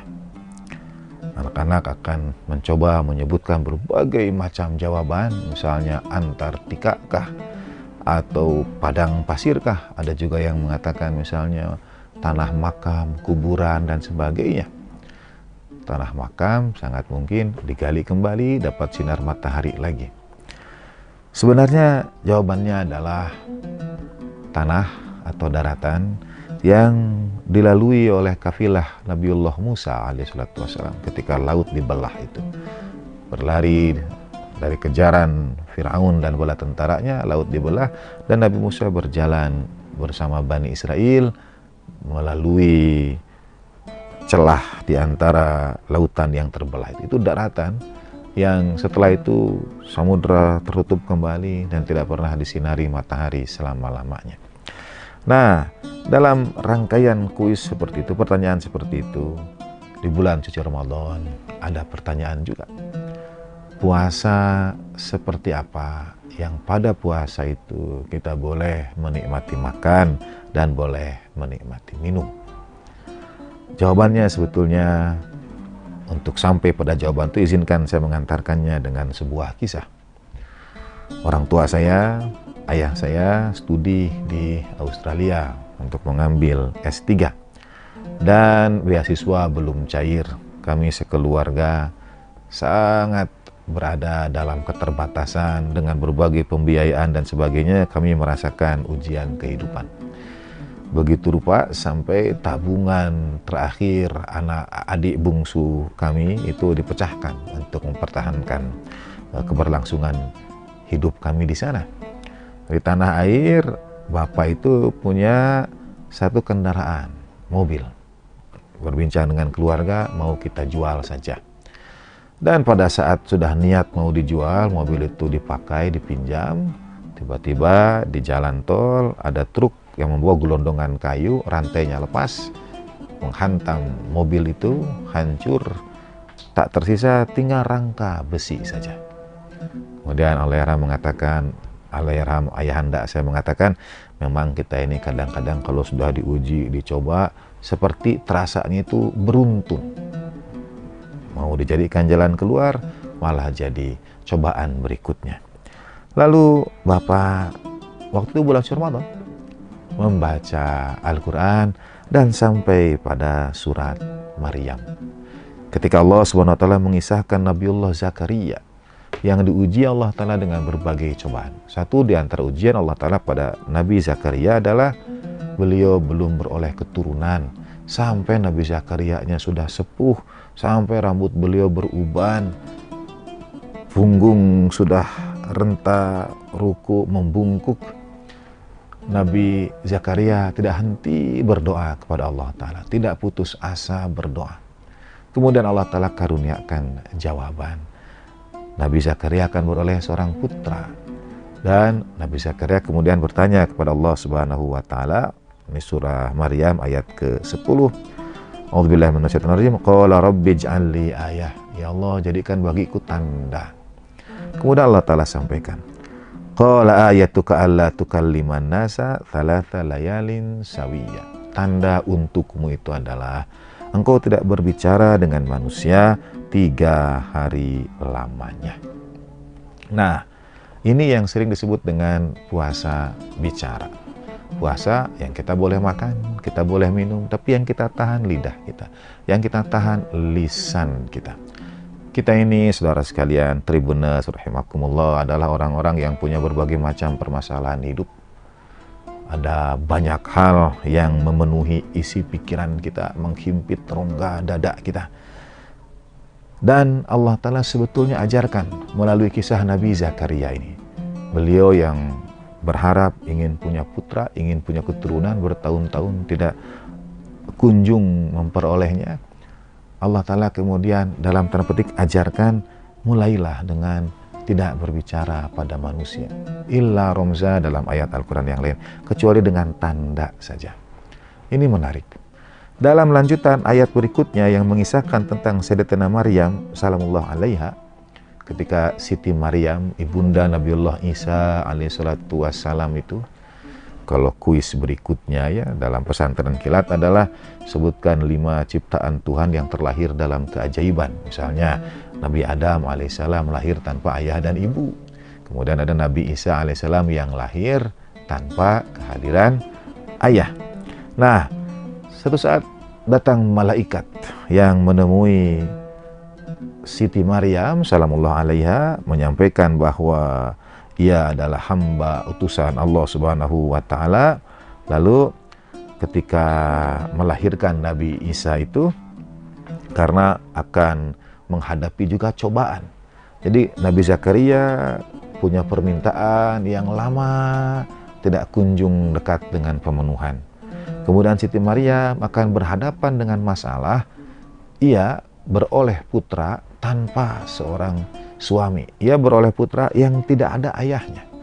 Bayangkan, ia akan kembali ke kaumnya, kembali ke keluarganya, membawa anak yang tidak jelas siapa ayahnya.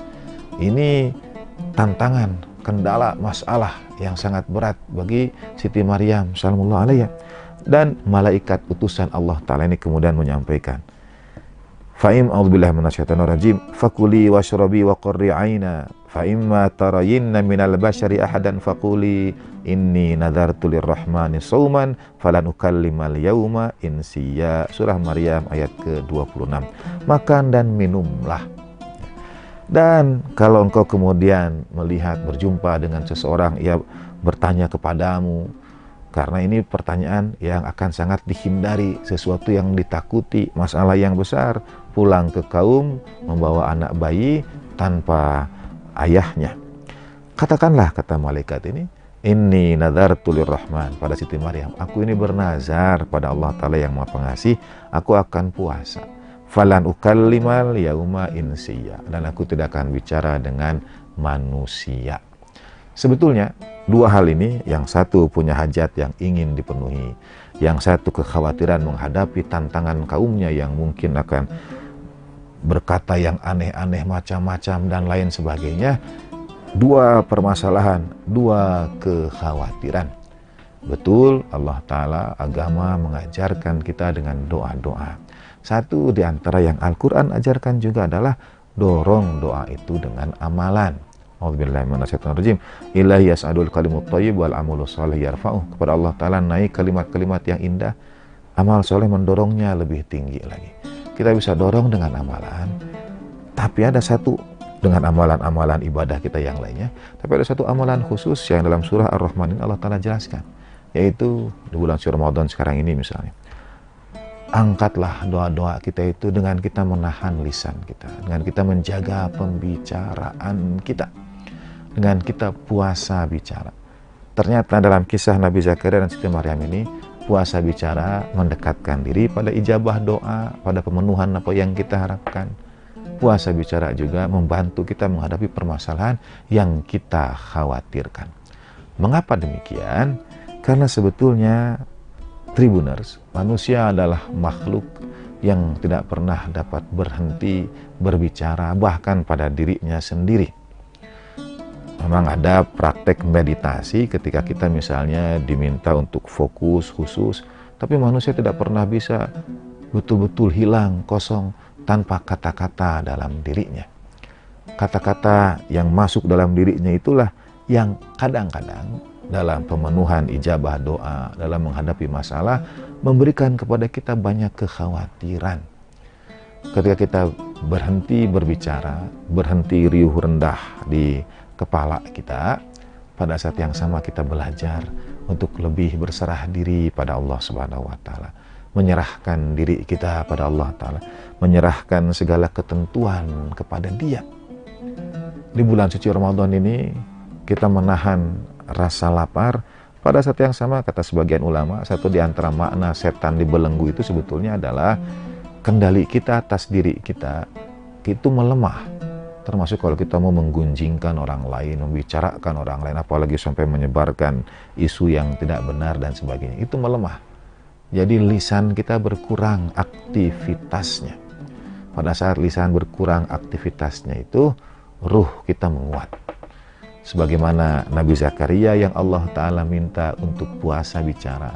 Sebagaimana Siti Maryam salamullah alaiha yang Allah Ta'ala juga minta melalui malaikat itu untuk puasa bicara. Selain kita di bulan Ramadan menahan diri dari makan, minum, amarah dan sebagainya, alangkah baiknya juga bila kita dapat menyertakan puasa kita dengan menahan lisan kita, menahan pembicaraan kita, atau berbicara yang kita perlukan, yang kita maksudkan, yang kita inginkan.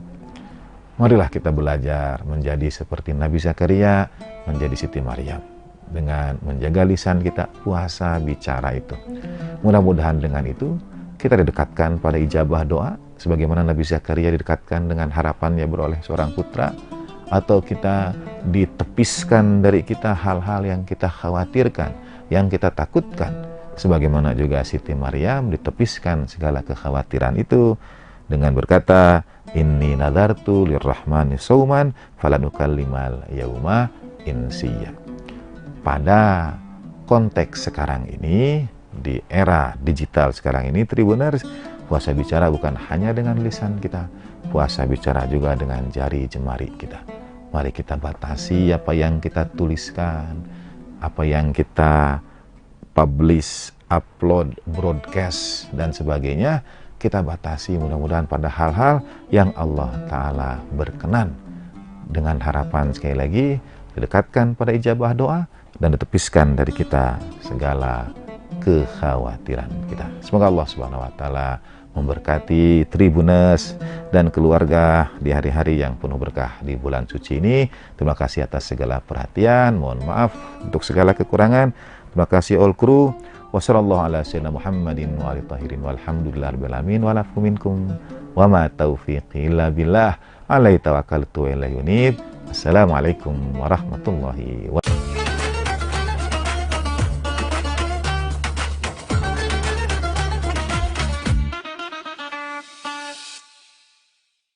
Bismillahirrahmanirrahim. Assalamualaikum warahmatullahi wabarakatuh. Alhamdulillah, wassalatu wassalamu ala rasulillah wa ala alihi wa sahbihi wa mawala ma'ba'an. Para pemirsa yang beriman, mengucapkan ahlan wa sahlan bi maqdami hadratikum fi hadhihi waqlah al-azimah. Menghadapi bulan suci Ramadan 1447 Hijriah, kita harus memulai bagaimana cara Rasulullah SAW menjalankan ibadah puasa ini. Yang pertama, karena inti dari saum atau puasa di bulan Ramadan ini adalah menekankan pada nilai-nilai ketakwaan kepada Allah Subhanahu wa taala, kemudian menjaga adab. Adab itu adalah etika, nilai moral kita di dalam bulan Ramadan, dan juga intinya menjaga fisik melalui amalan sunnah yang sesuai dengan praktik saumnya Rasulullah Muhammad SAW. Dan praktik utamanya meliputi yang pertama adalah niat ya. Jadi kalau saum Ramadan tanpa niat, maka Ramadannya itu tidak sempurna ya. Bahkan ada yang mengatakan kalau esok hari kita Ramadan, malam harinya itu harus ya, menjalankan niat ya dalam hati kita ataupun ditalafuzkan dengan lafaz kita. Yang terpenting niat itu harus diucapkan ya, oleh hati juga oleh lisan kita, supaya kita yakin bahwa besok hari kita akan melaksanakan ibadah saum di bulan Ramadan.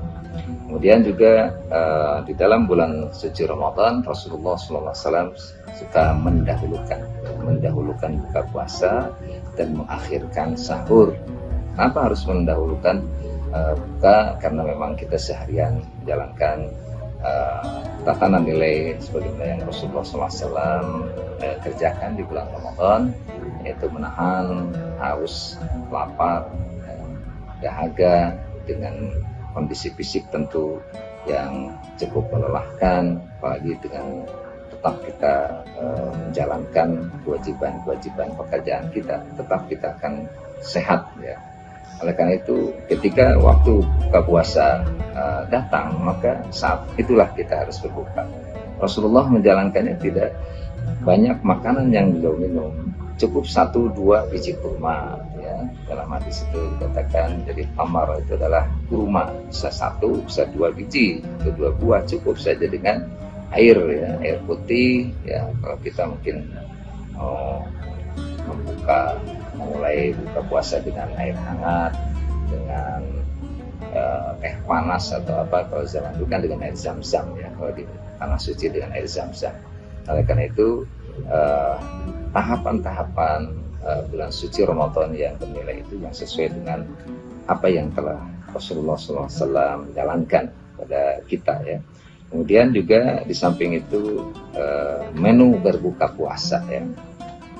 Menu berbuka puasa tadi sudah saya sampaikan, yang terpenting sehat, menyehatkan, kemudian membantu metabolisme tubuh kita, kalorinya dengan baik ya. Yang penting air putih juga tetap kita minum. Rasulullah juga tidak berlebihan ya, tidak berlebihan.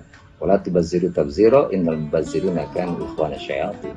Janganlah kita berlebih-lebihan termasuk dalam makan minum ya. Biasanya seorang kalau kita menjalankan ibadah puasa di bulan Ramadan karena siang harinya lapar, menahan lapar dan haus, maka begitu datang buka puasa segala dimakan. Itu adalah dari sisi kesehatan Rasulullah tidak memberikan contoh seperti itu, tapi Rasulullah dengan sederhana ya, dengan cukup saja berbuka puasanya 2 buah tamar, 2 buah atau 2 biji kurma dengan air putih ya. Air putihnya kala itu ya zam-zam gitu ya. Kemudian juga di dalam menjalankan ibadah puasa tentu di malam harinya kita disunahkan untuk menjalankan ibadah tarawih atau qiyam Ramadan ya, dalam bahasa lain qiyam Ramadan, bisa setelah isya, bisa sepertiga malam awal, dan bisa juga sepertiga akhir dari malam. Boleh dijalankan jam berapa saja. Biasanya kalau di Indonesia itu biasa menjalankan ibadah tarawih, sholat sunnah tarawih itu setelah jam isya, karena itu untuk syiar. Jamaah Rasulullah SAW ibadah tarawih biasa dijalankan di tengah malam untuk menjalankan kekhusyuan ibadah. Tapi intinya adalah kita menjalankan rangkaian-rangkaian itu tidak boleh tinggal, karena bulan Ramadan adalah bulan yang sangat mulia, bulan yang penuh keberkahan, bulan yang penuh kemuliaan. Jangan disia-siakan oleh umat Islam untuk menjalankan ibadah saum di bulan Ramadan. Kira itu sebagai mukaddimah, sebagai pembuka di awal kita menjalankan ibadah puasa di bulan Ramadan di tahun 1447 Hijriah bertepatan dengan 2026 Miladiah. Demikian, terima kasih atas segala perhatian, semoga bermanfaat dan selamat menjalankan ibadah puasa dengan penuh ridho dan ikhlas, dengan penuh kesungguhan. Perjalanan kita masih cukup panjang, 30 hari ke depan. Itu adalah perjuangan yang sangat berat tetapi sangat mulia, ya, karena banyak sekali pahala yang didapatkan oleh para shaimin dan shaimat, orang-orang yang berpuasa di dalam bulan suci Ramadan. Hasbunallah wa ni'mal wakil, ni'mal maula wa ni'mal nasir. Rabbi yassir wa'an ya karim. Wassalamualaikum warahmatullahi wabarakatuh.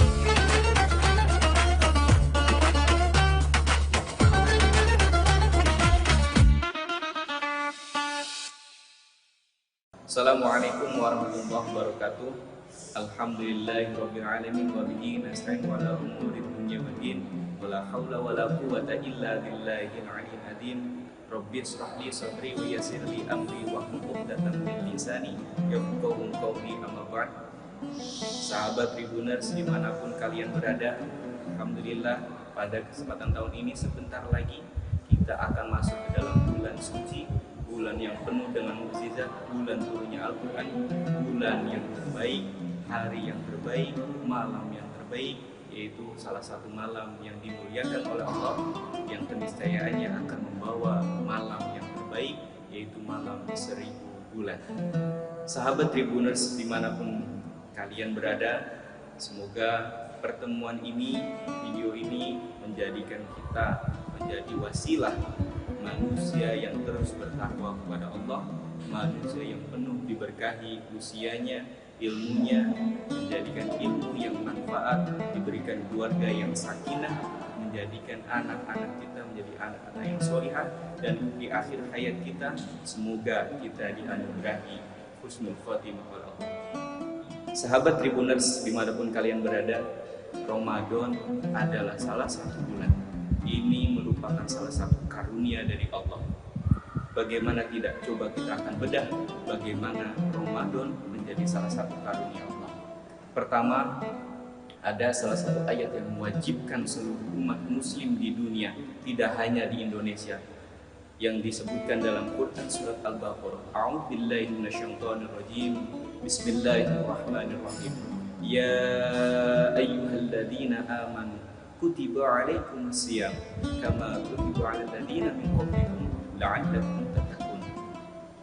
Ada salah satu doa pula yang menyatakan bahwa kita sangat mengharapkan dengan kemuliaan bulan Ramadan. Allahumma barik lana fi Rajab wa Sya'bana wa ballighna Ramadan. Artinya Tribuners sekalian, kita sebagai hamba mengharapkan satu karunia Allah. Apa itu karunia? Karunia Allah, coba kita akan bedah. Ada beberapa hal yang akan menjadikan puasa kita lebih mengenal adanya Allah itu maha adil, Allah maha karya, Allah maha kaya, Allah maha luas, dan Allah segala-galanya. Hadirin Tribuners sekalian, karunia Allah salah satunya adalah karunia yang dinikmati oleh seluruh alam, seluruh umat manusia di dunia. Maka salah satunya adalah karunia yang disebut dengan Al-Aqa'ul An. Artinya karunia Allah itu diberikan kepada seluruh alam, semua orang manusia, semua hewan, semua tumbuhan dan lain sebagainya itu mendapatkan nikmat yang sama tanpa dibeda-bedakan. Artinya karunia Allah itu bersifat am, artinya umum. Contohnya apa Tribuners? Contohnya adalah kita menghasilkan atau kita mendapatkan dan menghirup secara gratis oksigen dari Allah. Bayangkan Tribuners, kalau kita ada satu hari atau beberapa waktu tidak diberikan oksigen oleh Allah, betapa kita mengeluarkan kos yang mahal untuk menghasilkan dan menghirup oksigen yang ini diberikan Allah secara cuma-cuma. Maka Tribuners, Al-Ata'ul Am, salah satunya adalah oksigen. Ini merupakan salah satu karunia Allah yang harus kita syukuri. Ramadan ini kita alhamdulillah masih diberikan usia oleh Allah. Bagaimana tidak Tribuners bisa nonton video ini? Ini adalah salah satu karunia Allah yang bersifat umum, bersifat yang memang seluruh orang manusia itu bisa menikmati karunia yang sama dari Allah, yaitu Al-Ata'ul Am, artinya pemberian anugerah Allah, karunia Allah yang bersifatnya adalah umum. Tribuners sekalian yang kedua, karunia Allah itu diberikan kepada orang-orang yang khusus. Karunia Allah orang-orang yang spesifik. Karunia Allah diberikan kepada orang-orang yang spesial. Maka karunia yang kedua yang Allah anugerahkan kepada manusia itu adalah Al-Ata'ul Khos. Al-Ata'ul Khos itu adalah pemberian Allah secara khusus. Kepada siapa? Kepada orang-orang yang khusus, dengan waktu yang khusus, dengan cara yang khusus, dengan pemberian yang khusus. Al-Ata'ul Khos itu adalah pemberian Allah yang Allah berikan kepada orang-orang yang memang dianugerahi oleh Allah, yang sudah tersertifikasi. Artinya siapa? Ya kita lah Tribuners. Salah satunya adalah orang yang beriman, yang dalam ayat Al-Quran yang tadi saya sebutkan, ya ayyuhalladzina amanu kutiba alaikumusiyam kama kutiba alal ladzina min qablikum la'allakum tattaqun. Artinya kita berpuasa ini Allah mewajibkan kepada seluruh umat manusia. Ini tidak lain adalah untuk bertakwa kepada Allah. Maka Tribuners sekalian, ayat Al-Quran ini menjelaskan bahwasanya kita jika ingin bertakwa, maka kita harus memiliki iman. Ketika kita memiliki iman, maka ini masuk ke dalam kategori kedua, yaitu yang disebut dengan Al-Ata'ul Khos, yaitu pemberian Allah, karunia Allah yang diberikan khusus kepada orang-orang yang khusus, orang-orang yang spesial. Maka contohnya adalah Ramadan ini. Tribuners sekalian, Ramadan itu diberikan kepada orang-orang yang khusus, orang-orang yang punya keniatan dengan syarat-syarat yang khusus, dengan aturan yang khusus, dengan kriteria yang khusus. Maka Tribuners sekalian, berbahagialah kalau kita bisa berpuasa tahun ini, setiap tahun, mungkin tahun sebelumnya, dan kita semoga bertemu dengan Ramadan yang akan datang. Maka kita termasuk dalam orang yang mendapatkan karunia Allah yang bersifatnya adalah khusus atau spesial, yang disebut dengan Al-Ata'ul Khos. Tribuners sekalian, pada kesempatan ini kita coba bedah karunia Allah dalam Ramadan, yaitu ada karunia yang ketiga yang disebut dengan Al-Ata'ul Ibtila. Al-Ata'ul Ibtila ini Allah memberikan karunia-Nya itu berupanya adalah ujian. Bagaimana tidak, Ramadan itu adalah kita diuji oleh Allah. Kita puasa dari memang waktu fajar kemudian sampai terbenamnya matahari, dengan beberapa kriteria membatalkan puasa, dengan syarat-syaratnya. Ini adalah ibtila, seyogianya adalah ujian yang diberikan kepada manusia agar apa? Manusianya terus diedukasi, terus mendapatkan effort dan upgrade dari knowledge yang Allah memiliki sifatnya yang disebut dengan sifat at-tarbiyah. Allah itu mengedukasi kita dengan cara apa? Dengan cara memberikan kita ujian-ujian. Salah satunya Ramadan, ujiannya adalah biasa kita makan dari pagi, siang, sore, malam, ya. Tapi dalam Al-Ata'ul Ibtila kita diuji supaya apa? Kita menjadi manusia yang tidak minder, manusia yang terus upgrade diri kita, manusia yang terus memberikan aura positif kepada yang lain dengan Al-Ata'ul Ibtila. Contohnya hadirin sekalian dan tribuners sekalian, al-atul ibtila itu contohnya adalah seorang guru. Guru tidak mungkin memberikan soal jawaban kepada orang-orang yang memang sifatnya umum, tapi memang ada waktu-waktu tertentu. Contoh sedang UTS, UAS, kalau di perkuliahan ini seperti UTS, UAS. Untuk apa ujian itu? Adalah menakar bagaimana siswa mampu mengerjakan soal-soal pembelajaran yang telah disampaikan oleh guru. Kenapa tidak langsung diberikan jawaban? Karena Allah tidak mau manusianya diberikan sesimpel itu, tapi Allah menginginkan hambanya yang ada di dunia, yang ada di bumi, supaya mereka selalu mengupgrade diri. Ketika kita ada ujian, maka kita pasti menjadi manusia yang mencoba untuk sempurna. Baik hadirin tribuners sekalian, Ramadan ini ada kita bedah yang keempat. Karunia Allah bersifatnya adalah ganjaran yang disebut dengan al-ata'ul jaza. Al-ata'ul jaza itu adalah pemberian Allah berupa upah atau ganjaran. Supaya apa? Kita terus diberikan semangat. Kalau tribuners sekalian semangat dalam Ramadan, maka Allah akan memberikan ganjaran yang setimpal sesuai dengan ibadah yang kita lakukan. Contoh, tribuners sekalian sedang membangun rumah. Kalau tribuners membangun rumah, maka pasti ada tukang-tukang di sini. Tukangnya kita ambil contoh ada 5, tapi yang bekerja hanya ada 3 orang. Coba jawab tribuners sekalian, apakah yang akan digajinya semua 5 atau hanya 3 yang bekerja? Pasti kita berpikir bahwasanya yang akan digaji hanya 3 orang. Siapa? Ialah orang yang mau bekerja. Maka Allah pun sama. Allah akan memberikan karunia-Nya kepada orang-orang yang khusus, kepada orang-orang yang mau bekerja. Maka karunia Allah akan diturunkan kepada manusia yang bersifatnya adalah yang disebut dengan al-ata'ul jaza. Itu Allah memberikan karunia-Nya berupa ganjaran, berupa upah. Kepada siapa?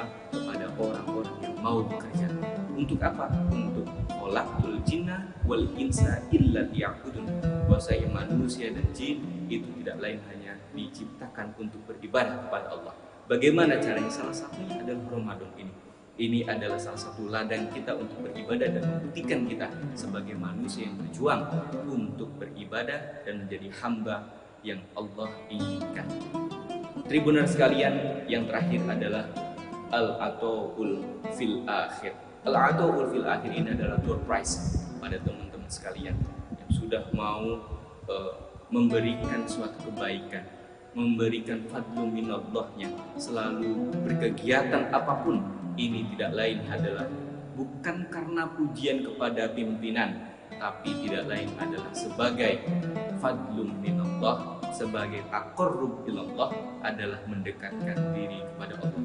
Hadirin dan tribuners sekalian, dalam pertemuan ini sekali lagi coba kita bedah bagaimana Allah memberikan karunia-Nya kepada manusia agar manusia bisa memahami Allah Maha Adil. Maka coba saya bagi menjadi 5 hal.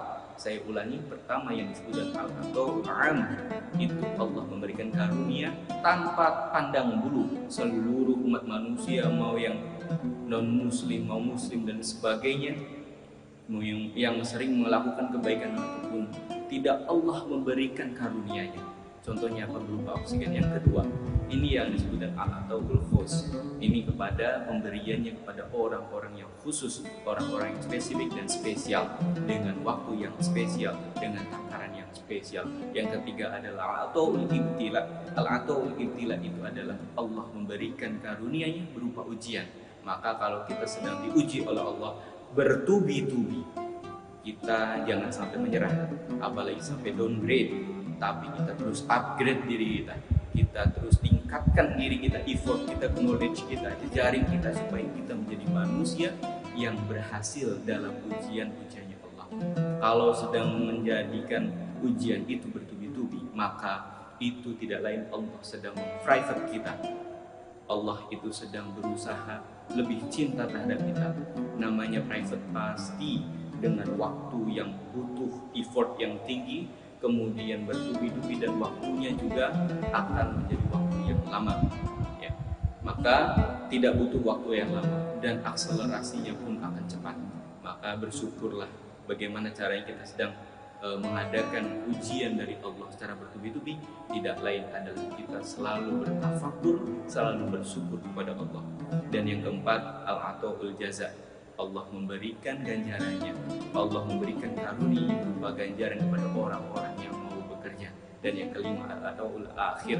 Al-ata'u fil akhir itu adalah pemberian karunia Allah kepada di akhir hayat kita, kepada di akhir kita. Untuk apa? Karena Allah sudah menciptakan surga-surga yang sudah ditetapkan oleh Allah.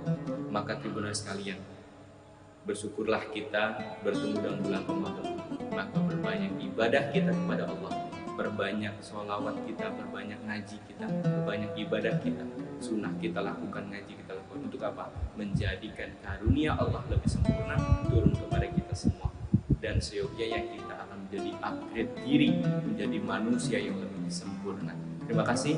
Wallahul muwaffiq ila aqwamit thoriq. Wassalamualaikum.